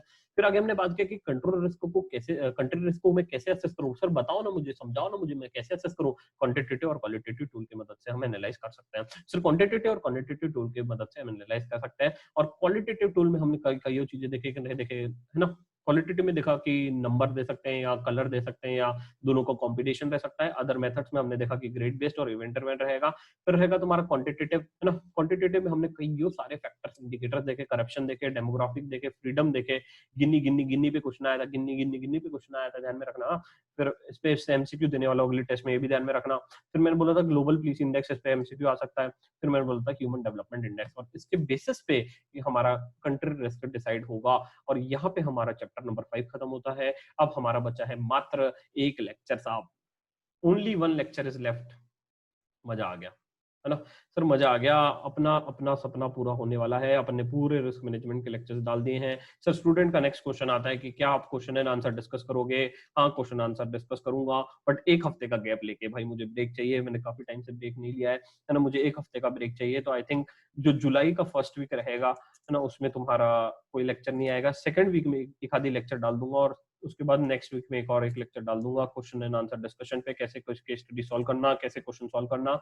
और टेस्ट टेस्ट डलती रहेगी, है ना। टेस्ट का तो मजा आता है भाई सर, टेस्ट सॉल्व करने में मजा आता है कभी कभी। हाँ अब टेस्ट सॉल्व करते वक्त है ना, ठीक है, अभी थोड़ा सा ज्ञानबाजी और, तो कभी कभी क्या होता है स्टूडेंट्स को, बट इंपॉर्टेंट है, ध्यान से सुनो। कभी कभी क्या होता है स्टूडेंट्स जब टेस्ट सॉल्व करते हैं ना, मैं सबसे फीडबैक लिया है, अरे बहुत लोगों से बात करता हूँ मैं, है ना। तो जब स्टूडेंट सॉल्व करता है तो सर उसको ऐसा लगता है अरे भाई अभी तो ढूंढा था, अभी तो मैंने देखा था, अभी तो मैंने पढ़ा था, अरे मिल क्यों नहीं रहा, मिल क्यों नहीं रहा, तुमको ऐसा लगेगा, है ना। होता है, नॉर्मल है। ये सॉल्व कब होगा? जितनी बार तुम बुक को देखोगे, जितनी बार बुक को पढ़ोगे, उतनी बार सॉल्व होगा। रिस्क मैनेजमेंट में एग्जाम में क्या होता है पता है? अरे अभी तो ढूंढा था यार, कहाँ गया कहाँ गया कहाँ गया, एमसीक्यू मिलता ही नहीं। ये सब्जेक्ट को जितना बार पढ़ोगे ना, उतनी बार तुम्हारा कॉन्फिडेंस लेवल बूस्ट होगा और एमसीक्यू जल्दी जल्दी मिलेंगे, है ना। और टेस्ट देते हो क्या होता है, और टेस्ट देते हो होता है कि अरे यार समझ में नहीं आ रहा चैप्टर कैसे करना, क्या करना। तो हमेशा मैं रिकमेंड करूंगा इंडेक्स लो, इंडेक्स से जाओ और सीक्वेंस में जाओ, है ना। सीक्वेंस में जाओ, जिस सीक्वेंस में दिया गया है उस सीक्वेंस में देखते जाओ, है ना। पहले अगर तुमको क्वेश्चन पढ़ के समझ में आ रहा है कि भैया क्वेश्चन नंबर 5 चैप्टर नंबर 5 के दिया गया है, जैसे कंट्री रिस्क बोला, शॉर्ट से जाना चैप्टर नंबर 5 में, तुमको पता है सर कंट्री रिस्क एंड में दिया गया है चैप्टर के, फट से खुल के देख लेना। नहीं समझ में आया, इंडेक्स से जाओ, तुमको पता है चैप्टर नंबर 5 में दिया है, चैप्टर नंबर 5 में सीक्वेंस से देखो, सीक्वेंस से देखो, उल्टा सीधा मत ढूंढो, नहीं तो फिर बाद में ना ढूंढ के नहीं होता है ना। हर एक चीज मैंने ट्राई किया, हर एक चीज मैंने ट्राई किया है। बुक कैसे बनाना, क्या बनाना, लास्ट लेक्चर आएगा उसमें मैं समरी बुक डाल दूंगा, कैसे होगा क्या होगा सब आ जाएगा, ठीक है। तो एमसीक्यू इस तरीके से सॉल्व करना है, उस पर एक broad guideline. All the best, इज्जत से पढ़ो, डाउट रहा टेलीग्राम में डिस्कस करो, और टेंशन मत लो, बिल्कुल टेंशन मत लो, अपन बैठे हैं, पास करवाएंगे अपन तुमको, टेंशन मत लो, ठीक है। All the best.